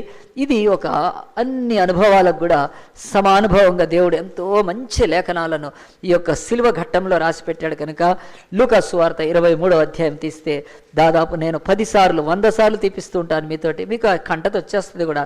39వ వచనంకి వస్తే లూకా 23:39లో వ్రేలాడబడిన ఆ నేరస్తులో ఒకడు ఆయనను దూషించు, నీవు క్రీస్తు కదా, నిన్ను నువ్వు రక్షించుకో, మమ్మను కూడా రక్షించమంటున్నాడు. ఇందాక నేను చెప్పినవే ఇక్కడ కూడా ఉన్నాయండి. వీడు సిలువలో వేలాడుతూ ఈ దొంగ బందిపోటు వాడు ఎవడో వాడు మొత్తానికి మాత్రం సిలువ వేయబడ్డంత ఘోరమైన శిక్షకు పాత్రుడు కనుక వాడు యేసు వైపు తిరిగాడండి. ఇది దేవుని తట్టు తిరిగినట్టు కాదు, వాడు క్రీస్తు తట్టే తిరిగి ఏం చేస్తున్నాడంటే, నువ్వు క్రీస్తువు కదా, జస్ట్ ఈ turn on to the Lord and ఈ saying you are a Christ. కానీ వాడు హార్ట్ ఎట్లా ఉందండి, వాడు నువ్వు క్రీస్తువు కదా, నిన్ను నువ్వు రక్షించుకో. దేవుడికి తెలియదా రక్షించుకోవాలని? వాడు చెప్పడం చూడాడు, నిన్ను నువ్వు రక్షించుకో కదా, ఆ తర్వాత నన్ను కూడా రక్షించు. వాడు దేవుని తట్టు తిరిగినట్టుగా, వాడి మాటలు దేవుని తట్టు తిరిగినట్టుగా వాడి యొక్క దృష్టి దేవుడి తట్టు తిరిగినట్టు కనిపిస్తుంది, కానీ దేవుడికి తెలుసు వాడి హృదయం ఎటుందో తెలుసా అండి? లోకంలోనే ఉంది. యేసు నువ్వు దిగు సిలువ, ఆ తర్వాత నన్ను దించిన తర్వాత ఏం చెయ్యి? పారిపోదాం. పారిపోయినా ఇంకేం చేద్దాం? నేను మళ్ళీ దొంగతనాలు చేస్తాను, ఇప్పటికే ఉన్న మూల్య మూట ఏదో ఉంది, అది నీకు కొంత డబ్బు ఇస్తాను నన్ను ఇడిపించినందుకు. నేను మళ్ళీ పోయి దొంగతనాలు చేసుకుంటూ, నేరాలు చేసుకుంటూ, నీచమైన బతుకుతాను తప్ప నాకు మాత్రమో నీ తట్టు తిరిగే ఉద్దేశం ఇదే అని లోపల వాడు పెట్టుకున్నందుకు యేసు సైలెంట్గా ఉన్నాడు. ఈరోజు కూడా ఎన్ని వేల మంది చర్చిలకు వస్తున్నారండి, వచ్చి తెలుసా దేవుని తట్టు తిరిగినట్టు ప్రార్థన చేస్తున్నారు. వాళ్ళు దేవుని తట్టు ఏం తిరగలేదండి, దేవుని తట్టు తిరిగినట్టు ఈ దొంగ వీడు ఎట్ట తిరిగాడు అట్టే తిరుగుతున్నారు, ప్రార్థన చేస్తున్నారు, యేసయ్యా నన్ను రక్షించు. దేవుడు అంటాడు ఎందుకు రక్షించాలి అని అడుగుతాడు. నీ హృదయం ఏంటో దేవుడికి తెలుసు. దేవుడు సైలెంట్గా ఉంటాడు, మాట్లాడు. అప్పుడు వాళ్ళు అనుకుంటారు ఇక్కడ మాకు చర్చిలో ఇక్కడ ప్రార్థన బాగాలేదు కనుక ఇంకో దగ్గర పోయి గంట కొడతామని. నువ్వు 100 చర్చలు తిరిగినా నీ మనస్సు పూర్తిగా ఆయన తట్టు తిరగనంత వరకు ఆయన చెవులు విన్నా కానీ ఆయన సైలెంట్గా ఉంటాడండి. రెండవ దొంగ చూడండి, అలాగూ తిరగలేదండి. రెండవ దొంగ దేవుడి ఆ యొక్క యేసు వైపు వాడు రెండవ దొంగ. అయితే రెండవ వాడు వాని గద్దించి, నీవు అదే శిక్షా విధిలో ఉన్నావు కనుక దేవునికి భయపడవా? దేవుని తట్టు నిజంగా తిరిగితే ఏం తెలుస్తుంది? అక్కడ రాసి పెట్టుకోండి రెడ్ పెన్తో. మన బతుకులో అనుభవిస్తున్న శిక్షకు మనము ఖచ్చితంగా న్యాయం జరుగుతుందని చెప్తాం. ఎవరిని దూషించమండి. ఇది బైబిల్లో ఉన్న పెద్ద ఆ యొక్క డాక్టరీని ఇక్కడ ఉంది, సిద్ధాంతం ఇది. దేవుని తట్టు నిజంగా తిరిగిన వాళ్ళకి ఏం తెలుస్తుంది తెలుసా అండి? వాళ్ళకి తెలుస్తుంది నేను పాపిని అని. ఈరోజు నిజంగా ఎగ్జామ్ రాసిన వాడికి తెలుస్తుంది మార్క్స్ ఎన్నో కదండి. బయట నుంచి మాట్లాడడం కాదు కదా, నిజంగా నీళ్ళల్లో దోషేస్తే తెలుస్తుంది ఈత వస్తుందా రాదని కదా. కిచెన్లోకి పంపించు ఏదైనా వండిపించాలని అసలు తెలుస్తుంది వాళ్ళకి వంట ఎంత వస్తుందా కదండి. చాలాసార్లు అంతే కనుక ఎందుకు చెప్తున్నానంటే దేవుడి తట్టు తిరిగిన వాడికే తన హృదయం తెలుస్తుందండి. వాడు చెప్తున్నాడు ఎంత చక్కగా అన్నాడంటే, ఇది నాకు న్యాయమే, ఈ శిక్షా విధిలో మనం ఉన్నామని చెప్పి వాడు తను చేసిన వాటికి ఫలము పొందుచున్నాము తప్ప నా యొక్క రోమా ప్రభుత్వం అన్యాయంగా ఏమి చేయట్లేదు. చేసిన దరిద్రపు బతుకుకు బతికినందుకు ఇలా ఉన్నామని ఒప్పుకుంటున్నారంటే దేవుని తట్టు తిరిగితేనే ఒకడికి తెలుస్తుందండి వాడెవరో. అంతవరకు కాదు, మనుషులు చెప్పనక్కర్లేదు, లోకం చెప్పనక్కర్లేదు, పాస్టర్లు చెప్పనక్కర్లేదు, ఎంఆర్ఐ స్కాన్లు సిటీ స్కాన్లు ఏమీ చెప్పవు. When you turn to God then God will make you known who you are. నువ్వెవడవో నీకు తెలుస్తుంది. తెలుసుకున్నాడండి యేసు వైపు తిరిగి, నిజంగా తిరిగాడు కనుక. తర్వాత అంటాడు ఈయనలో ఏ తప్పిదమో లేదు అంటున్నాడు. ఎందుకో తెలుసా అండి, మనందరం దొంగలం, అందరం దోసుకుంటూ ఉంటాం. ఈయన ఇంత మంచివాడు అయ్యండి ఈయనను దోషేసుకున్నారు, బట్టలు ఊడగొట్టేసేసారు. ఆయన ఒంటి మీద కూడా బట్టలు దొంగతనం చేసేసారే, అయినా ఆయనలో ఏ మార్పు లేదే. ఎంత చక్కగా సమాధానంగా ఉన్నాడు, కరుణనే చూపిస్తున్నాడు, ప్రేమగా మాట్లాడుతున్నాడు. ఈయనను మనందరం దొంగిలించేసాం ఆయన యేసుక్రీస్తుని, బట్టలు ఊడగొట్టి కింద పంచుకుంటున్నారండి. మనము దొంగలం, ఆయనలో ఏమాత్రం పాపమో లేదని గుర్తిస్తారండి. దేవుడి తట్టు తిరిగిన వాళ్ళకి సిలువలోనే రక్షణ కార్యమో ప్రారంభమవుతుంది కనుక. ఈ రెండవ దొంగ ఆడు మొదటోడు తిరిగినట్టు తిరగలేదు కనుక బైబిల్ అంటుంది ఈరోజు దీన్ని మామూలుగా శాతం పర్సంటేజ్ విషయం తీసుకుంటే ఏముందనుకుందాం, ఉందో లేదో కానీ చెప్తా. 50% చర్చికి వచ్చేవాళ్ళు ఇట్లే ఉన్నారండి, 50% దేవుడి తట్టు తిరుగు అనుకుందాం మనం ఉట్టిగా. అంటే మెజారిటీ 50% కూడా దేవుని వైపు తిరగట్లేదు. ఇక్కడ ఉన్నది ఇద్దరే కనుక, ఇద్దరు అంటే 50-50 కనుక. ఒక దొంగ మాత్రం దేవుని వైపు తిరిగి తన పాపాన్ని ఎరిగి పశ్చాత్తాపడి, ఈయన దోచబడ్డవాడు, మనం దోచుకునే దొంగలం మనకు శిక్ష ఇది యథార్థమే ఈ శిక్ష, కానీ ఈయనకెందుకు శిక్ష అంటే ఈయన రక్షకుడిన తన రక్తాన్ని కారుస్తున్నాడని యేసు వైపు తిరిగి ప్రార్థన చేసి అతడు రక్షణ పొంది పరలోకానికి వెళ్ళిపోయాడు. సో బైబిల్ ఈరోజు చెప్తుంది, నీ జీవితంలో దేవుని చర్లకి సంఘానికి వచ్చినాక ప్రార్థనలో నువ్వెవరి తట్టు తిరుగుతున్నావు? ప్రార్థనలో దేవుని తట్టు తిరిగినట్టు పలుకులు పలికితే కాదు, నీ మనస్సు తిరిగిందో లేదో ఇష్మాయిల్ లాగా చూస్తాడు.